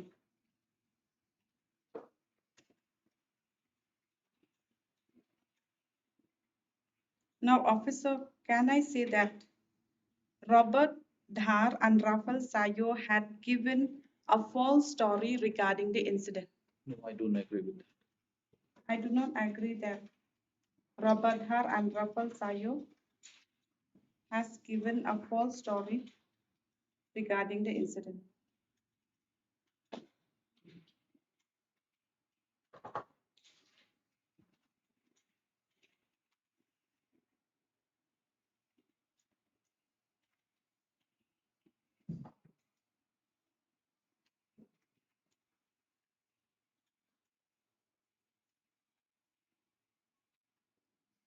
yes.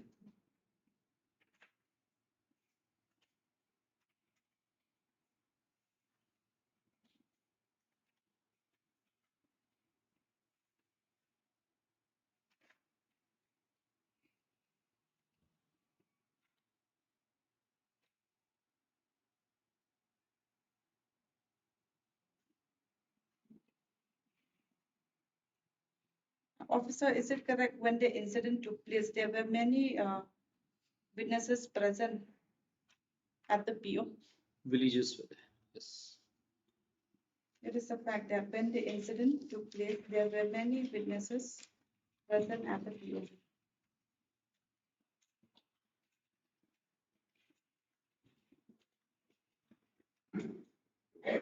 Is it also correct that you did not record a statement of the witness who were present at the PO? No, I did. Only Kanchi Papa, the other Kanchi witness. Papa, she's an independent witness. Yes, One. the other Other witness witnesses were are also present there. at the PO. Yes, Who are there? Who are they? son of the victim, Donbok Dhar. He's the eyewitness. In fact, he saw his father has been assaulted. It is a fact that I have recorded statement of all the witnesses. Just tell the name. Donbok Dhar, Dorin Dhar, Donbok Dhar, Dhar, Dolin Dhar, Monica Dhar,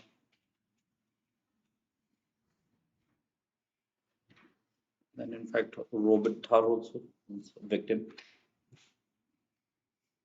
Yeah, these are the witnesses. Robert Dhar is a victim. He was also present there.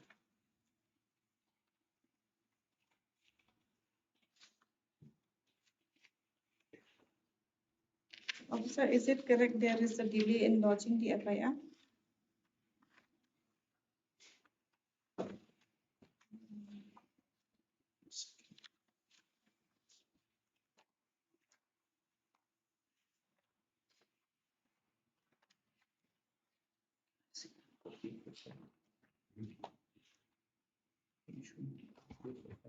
Yes, so this is, yeah, 17th. Yes, it is on 17th. Incident is occurred, and they have reported on 20th How many days? at Riliang OP. How many days delay? 17, 18, 19, 23 days. It is a fact that there is a delay of 3 days in lodging the FIR. So, officer, is it correct that the reason for delay has not been explained by the complainant? Yes, they have not clarified as to why they have submitted legally. It is a fact that the reason for delaying in lodging the FIR has not been clarified by the complainant. Has not been clarified.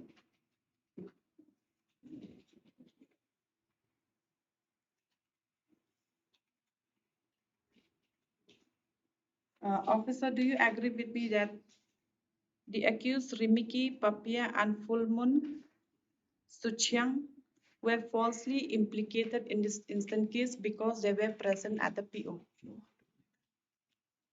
I do not agree to the suggestion that the accused Full Moon Suchiang and Rimiki Papia were falsely implicated in the case as they were present at the PO.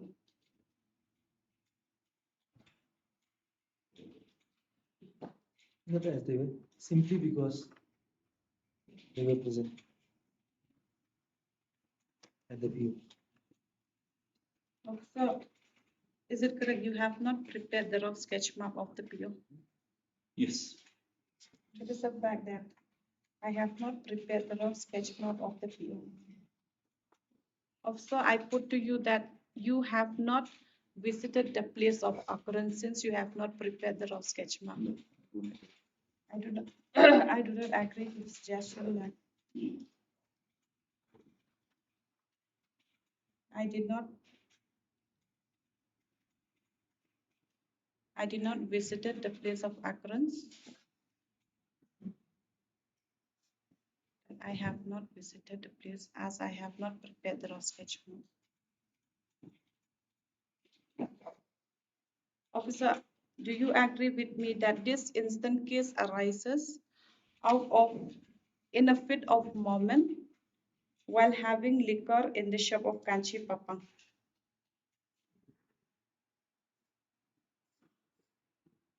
While drinking liquor in the shop of Kanchi Papang. Yes, I do agree that. It is, We all were drinking there. I agree to the suggestion that this instant case arises in a fit of moment in a fit of moment. I agree. I agree. I agree, not.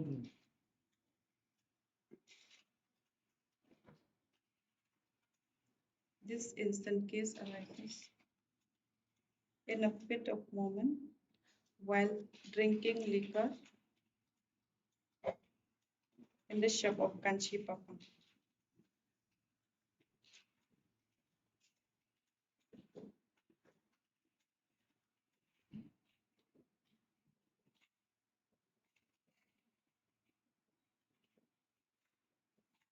Officer, are you aware that this instant case, okay, are you aware that this case has been compromised between the victim and the accused person? No, I'm not aware. I am not aware that. I am not aware if the victim and the accused person had compromised this case.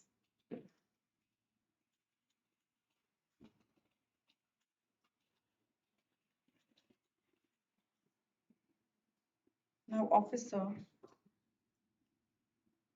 had the accused really committed the crime, the offense, the victim could not possibly compromise the case. Yeah, I Do you don't agree agree? with that. I do not agree that the victim and the accused willing to compromise the case as the accused has not committed the offense.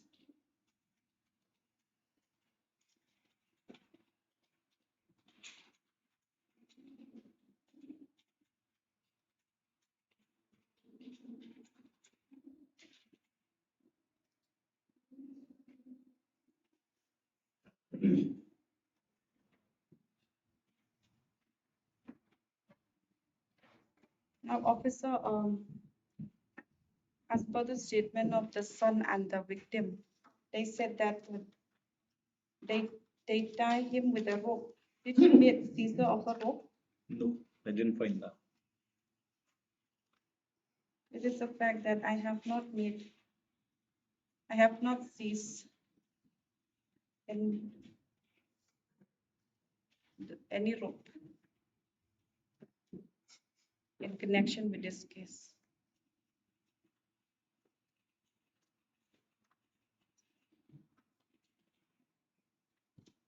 That's all. How much time will take? Depends on the chief, sir. In chief, you know, my mistake, that behind Kai. Huh? Or in chief. Yeah. There's one other case. Other case. Your Honor, Oh, it's really? pertaining to this one. Biang Yakai. You are IO. Yes, sir. Behind Kai also his IO. Oh. It's another case, Oh, not this case. not this case. Not this different case. How much time will take? IO will take time. Take time. Case. It's 302 case. Oh, 302 and answer. how much time will take? Take time, We can finish. if possible. Of course, I can finish, but I don't know how much time it will take for a cross because depends on the chief. Once it comes. We'll be able to finish. I think it's too late. No, it's becoming dark It's now. almost 5. 5. It'll No take point I of. give us another date. Huh? Another date. Huh? Give us another date for his Okay. examination of that in that behind Kai case. It's 302 case come prepared. Yeah, 302. prepared, but better give some other date, Your Honor. Okay. Because no point examining only chief. Yes, sir. We want to finish it up on the same day. Yes. Your Honor, my humble request, if someone can be sent to my station. Okay. Thank you. Okay. So this one, then this one we are finished. Yes. This Lamare, this case finished. Witness. I do not need constitution. I'm But, sure the charge sheet is finished. This was per the charge sheet IO last. And then prosecution witness also present, examine. Prosecutor submits that all the PWs have been examined. PW stands closed. Fixed for examination of the accused under section 313. And the other case, you pass order. Chansang present. And how many accused is there? 3 accused. Accused persons are present along with defense counsel. The witness IO of the case is present. Matter call up at 4:45.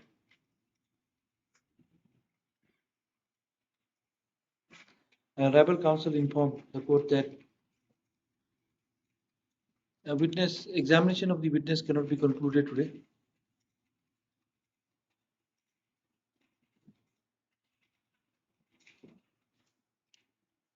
It won't be.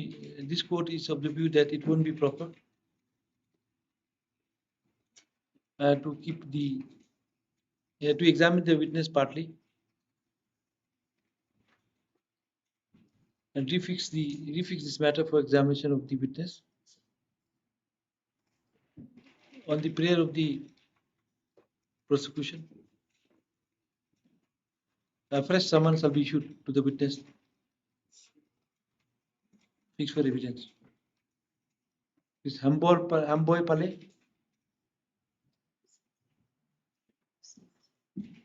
Done.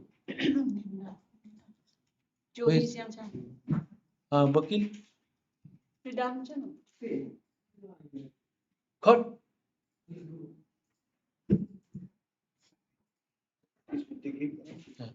Much.